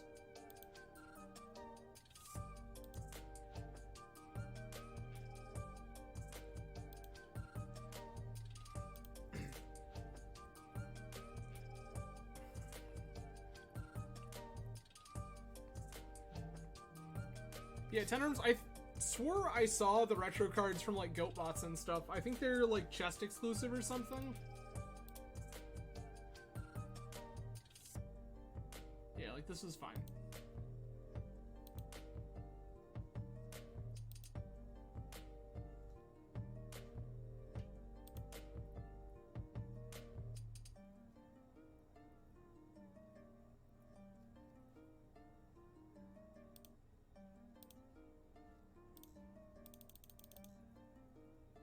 I wish for a time warp.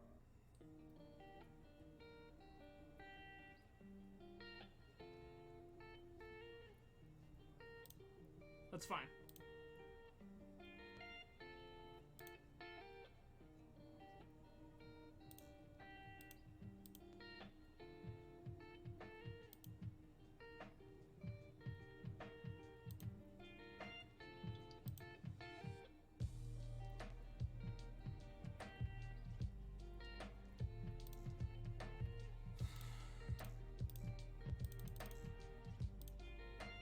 Dynamo,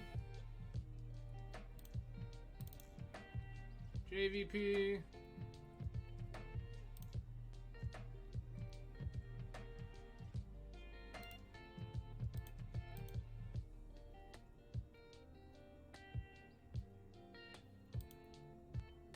Servo is no longer a free attack, which feels pretty okay.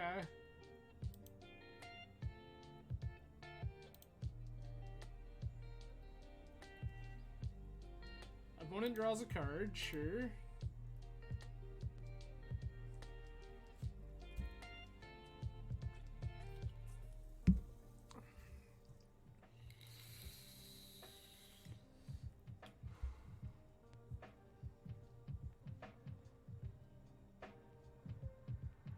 Yeah. This is unfortunate, but happens. Yeah, so Tenarms, I follow GoatBots like pretty religiously. If GoatBots was ever looking to sponsor somebody, I'm in, because they are basically the only like trade service that I use.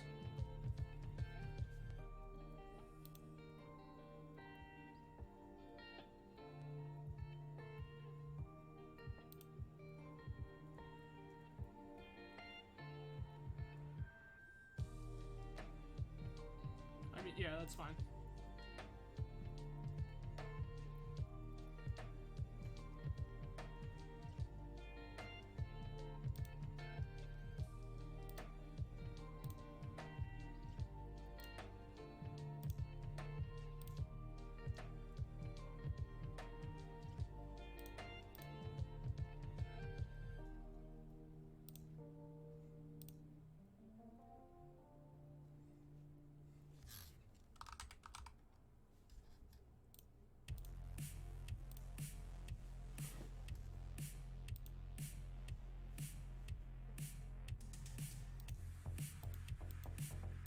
So, like, opponent is miles away from actually killing me?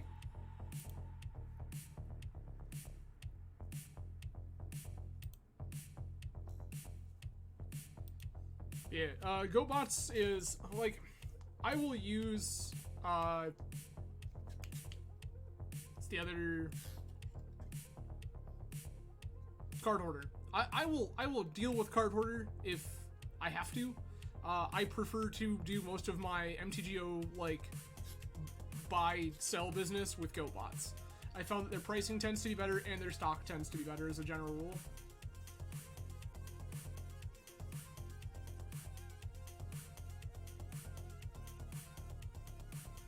Yeah, Sundering Titan resolves. This is a thing that doesn't matter.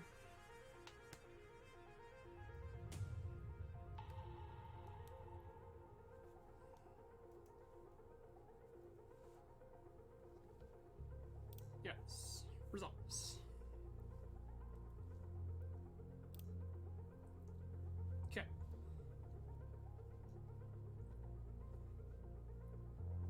I accept. This is fine.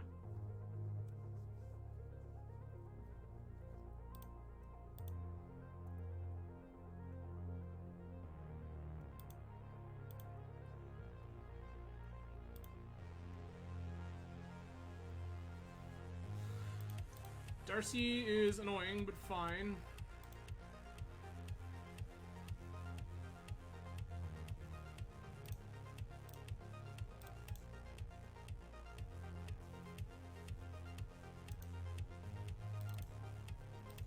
Sour?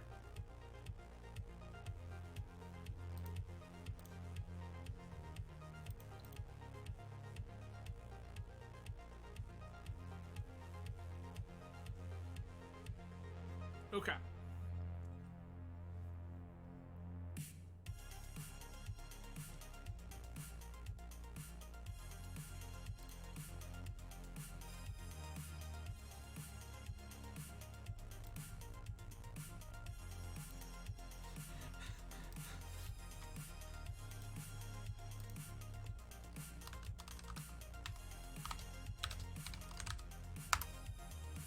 Opponent says, ooh, doggy. Said, Sour V good.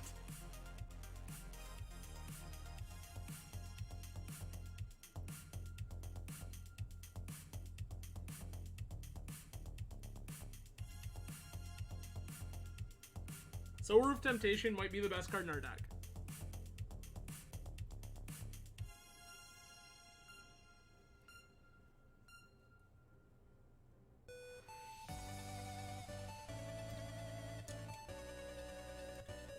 Five or more? 5 or more.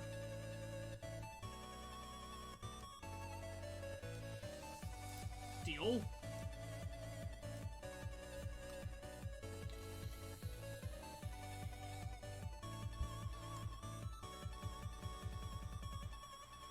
Oh, I definitely missed... I punted that. We missed Time Warp. I could have Time Warped there on the spot.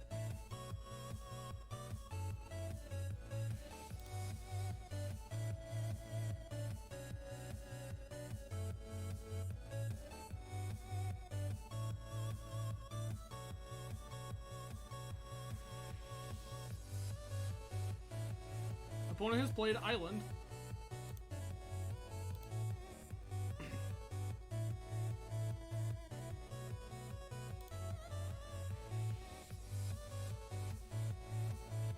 Hangerback Walker doesn't particularly do anything.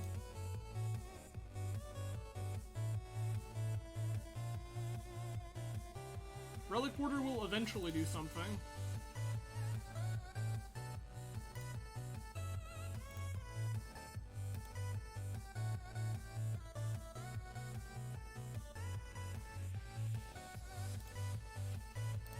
Target me?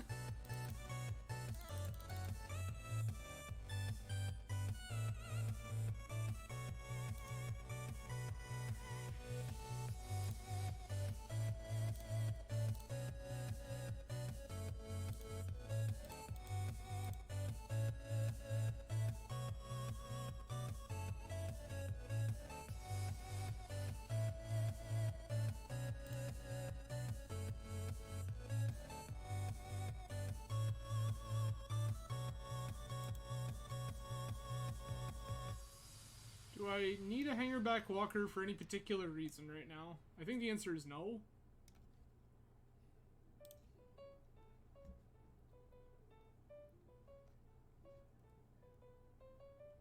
That one's fine.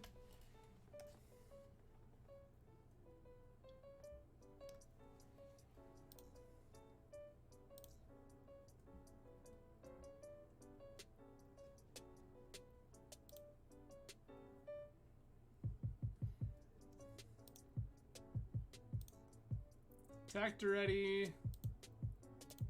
Tactor ready.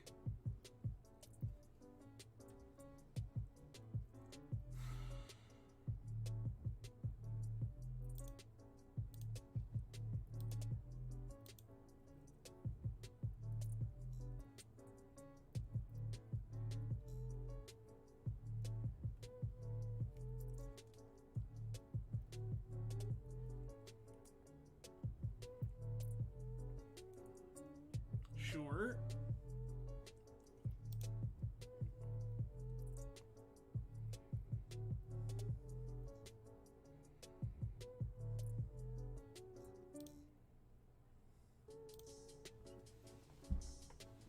I have hardcast Force of Will for anything particularly scary opponent does.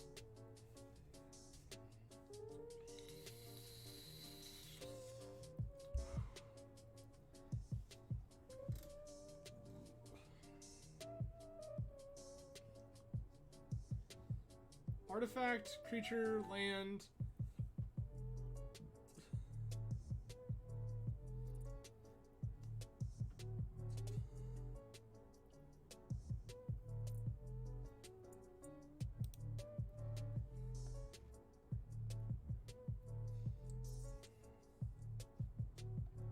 Okay.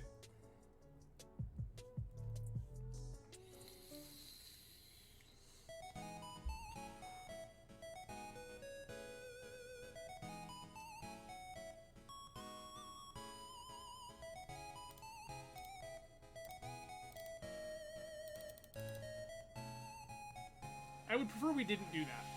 If that's okay.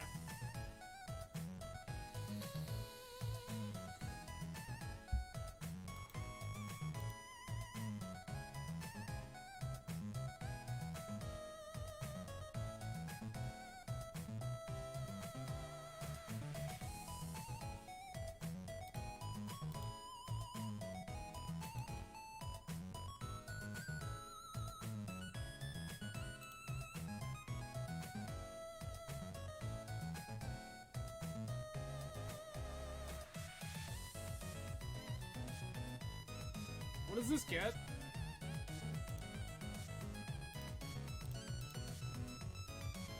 This cannot.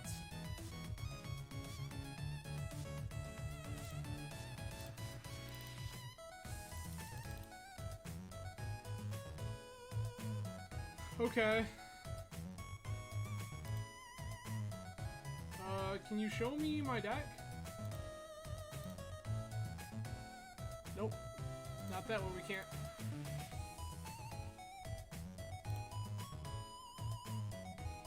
Tezzeret can get Mox. They have my Retrofitter Foundry.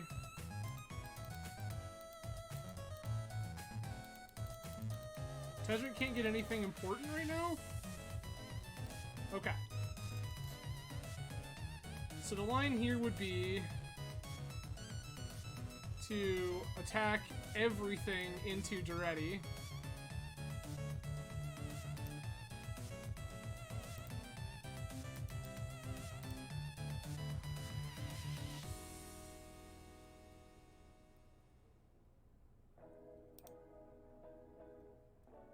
Duretti dies.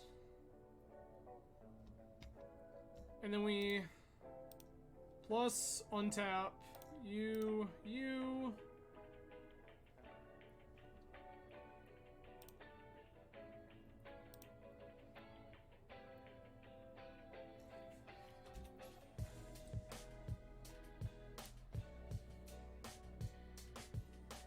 Yeah, like that's kind of the plan, I think.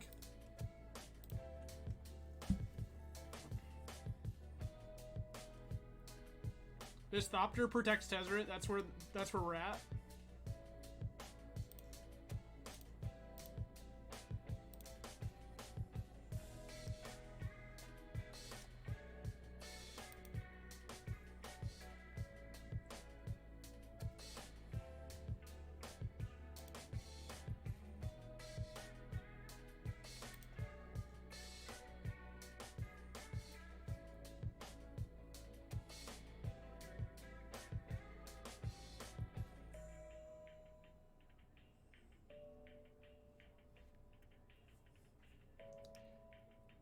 Thinking about this now, though, I think mass animate with Tezzeret actually is worse than just attacking.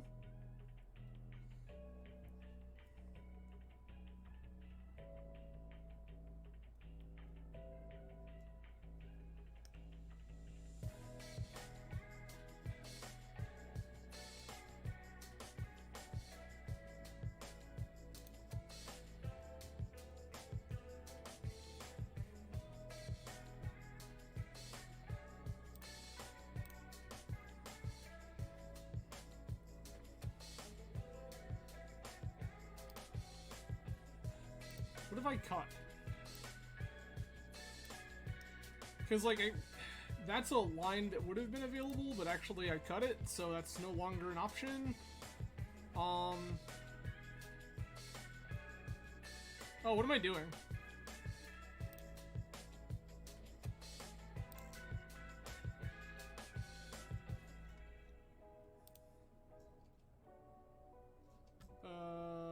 Let's tap this for mana, I guess.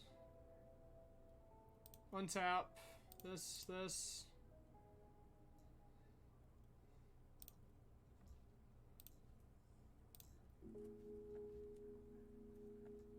Sure.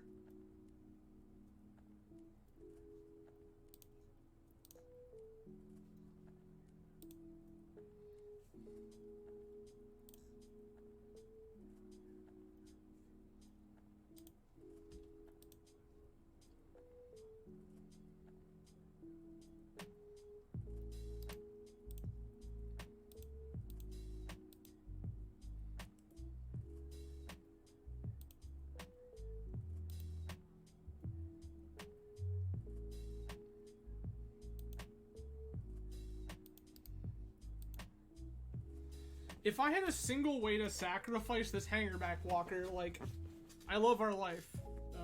Sure.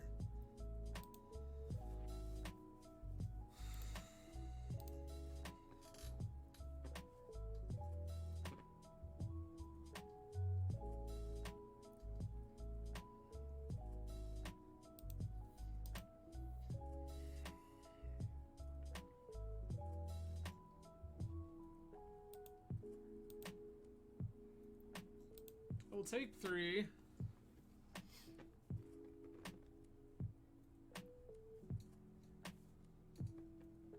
I mean, like, I agree with you, but, like, that's actually not something that particularly matters.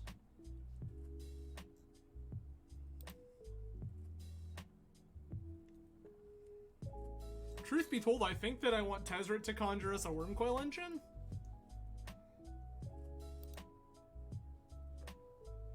I think really, like, that's the world we live in. I think I just want Tezzeret to conjure us a Wormcoil Engine.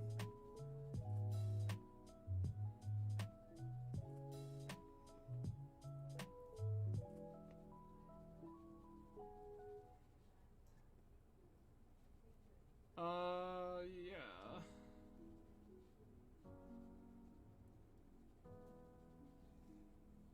Like, what else might I potentially... Oh, Sphinx. Like, this is the craziest thing I've ever done, but Jace is gonna flashback Preordain.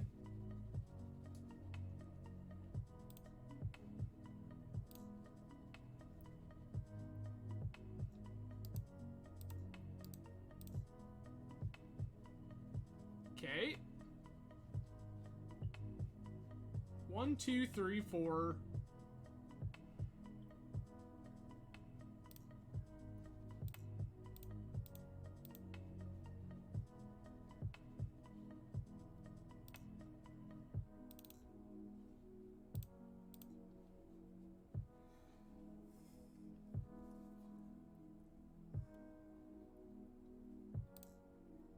Sphinx. Winds of Abandon?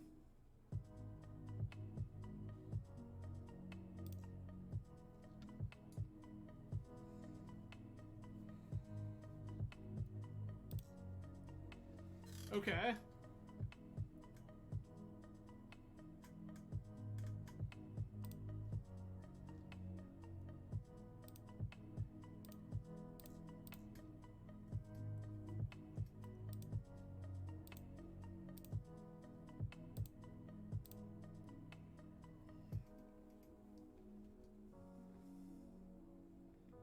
I like that. That worked out. This is Islands.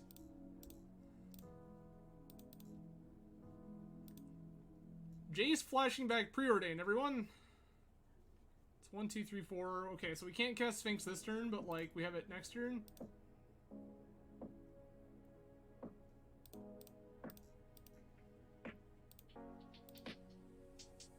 Oh. Sick. Okay. Thinking about this again, do we want Inkwell Leviathan? I think the answer is actually just yes. I think if we're cautious about when we Inkwell, I think that Inkwelling is fine.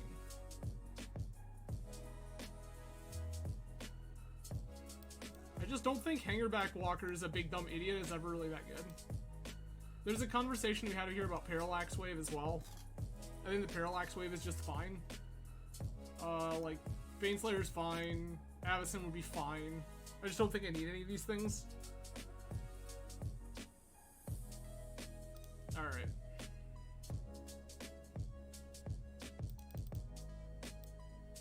Kitchen Finks also surprisingly randomly good here.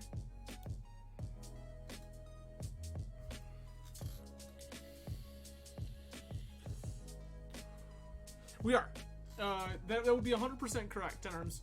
White is very much a very gentle splash. In game 1, we play exactly Winds of Abandon end. Full stop. That's it. This ain't it.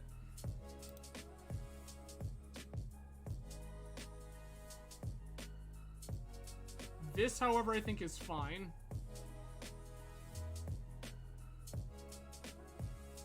I think I'm down to ship.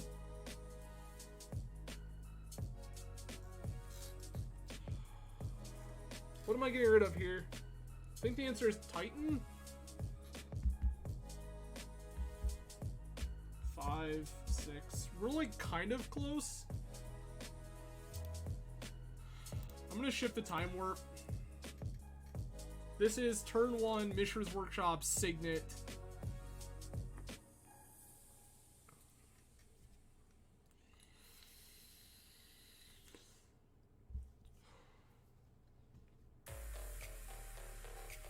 Ancient Tomb, yeah. This is good for us. Everflowing Chalice, yes.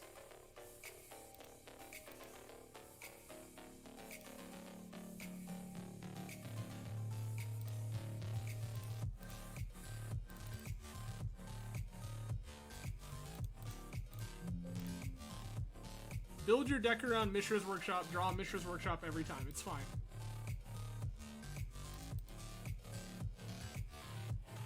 We won't talk about the fact that it's a one-of. That's okay. Okay. That's actually a little more difficult for us to beat.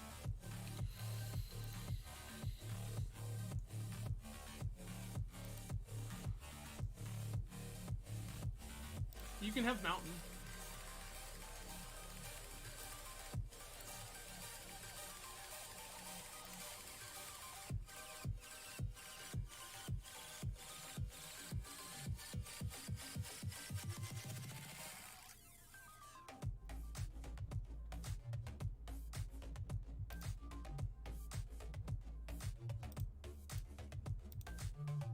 And play JVP.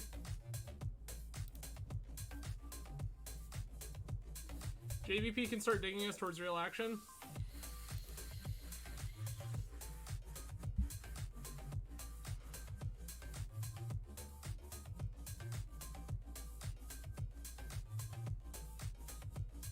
If opponent plays an island, I feel like we're in pretty okay shape. Make construct, yes.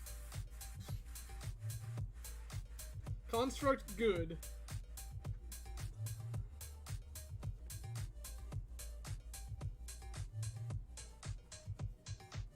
That's rude. It resolves.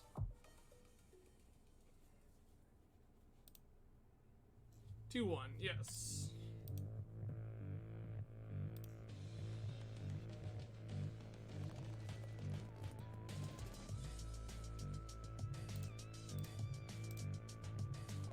I will bounce your construct and draw a card. That seems good for me.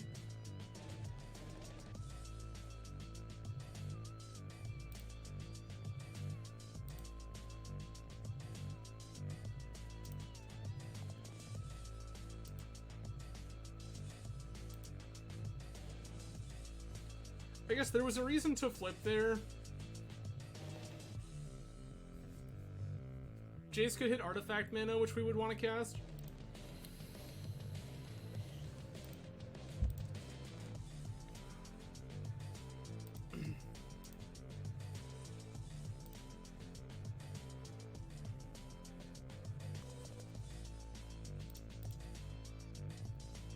Coalition Relic, sure. Put a charge counter on Relic.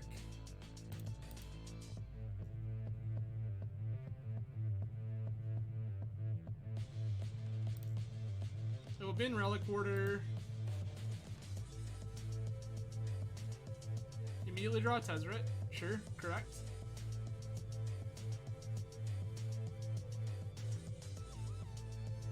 This is probably not enough time to think about this.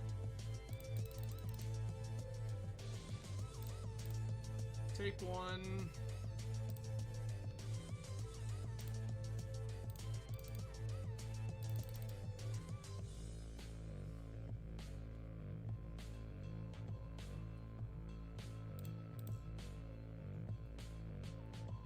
Discard lands.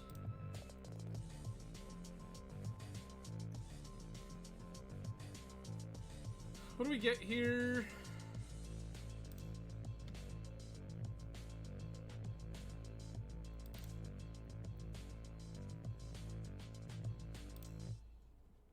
I grab Tanglewire, I think. Oh no.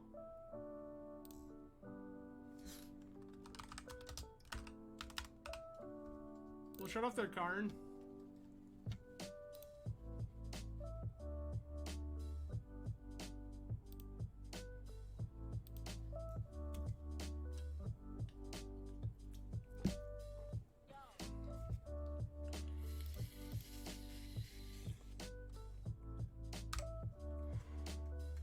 We're short on time here, so I'm F6ing.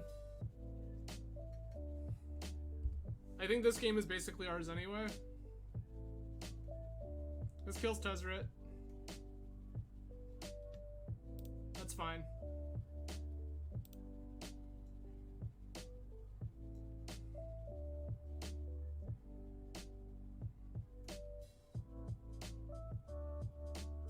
Alright, it's 3, 4, 5, 6, 7, 8.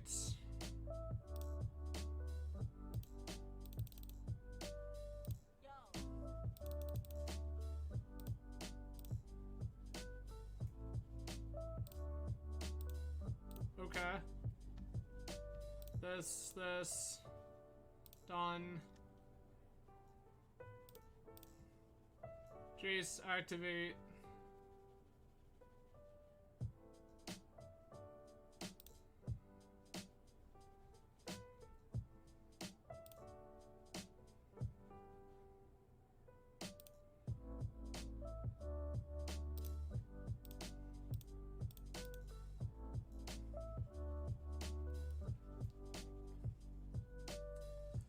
Taking opponent's land and then giving them another one feels weird, but I...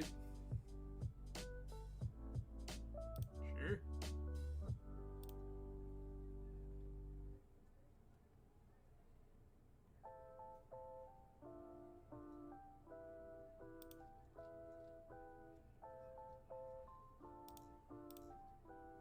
We're gonna take Karn off the table here. I don't want to risk it.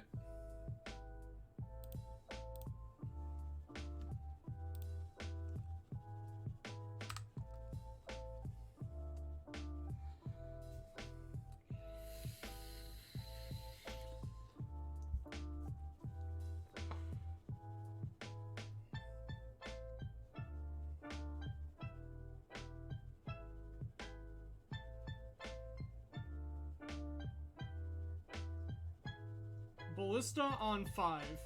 Yes.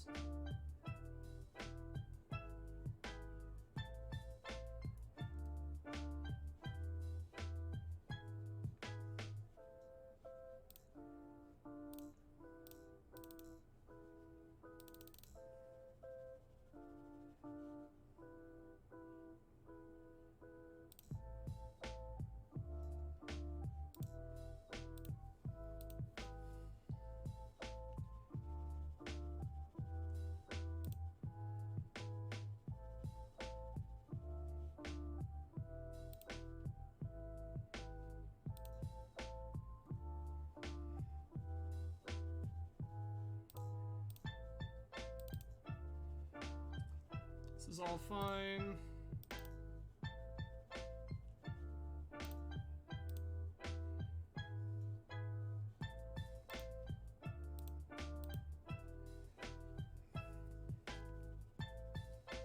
Yep.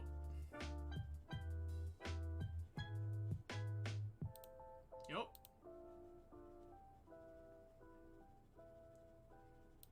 Okay. Could have played Jace post-combat. I don't think it particularly matters in this circumstance, but...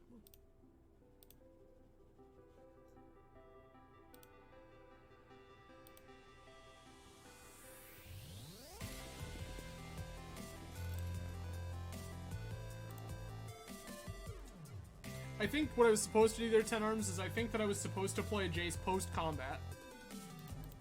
Knowing that they're, like, almost 100% to block. Oh, crack clearing. Got it.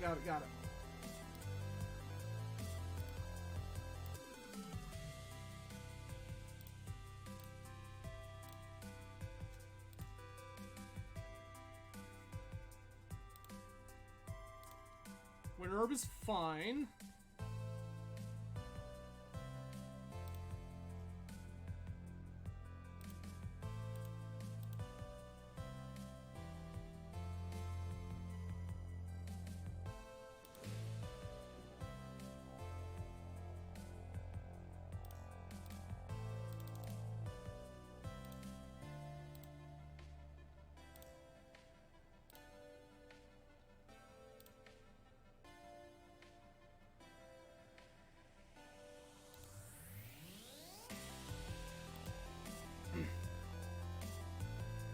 I was almost certain opponent was gonna make their Brazen Borrower there. Hey. Opponent packs it in, and there we go. Yeah, like we were in pretty solid shape. I just think that we threw that Jace away when we didn't need to. Was my only thought process there. Was that there was not a particular reason to toss that Jace away. We could have just cracked first with Sundering Titan, let opponent sort it out. Thank you, 10 Arms. Yeah, we could have cracked first with Sundering Titan, let opponent like take all their damage and stuff, and then play Jace post combat. And I think that was like a perfectly reasonable line.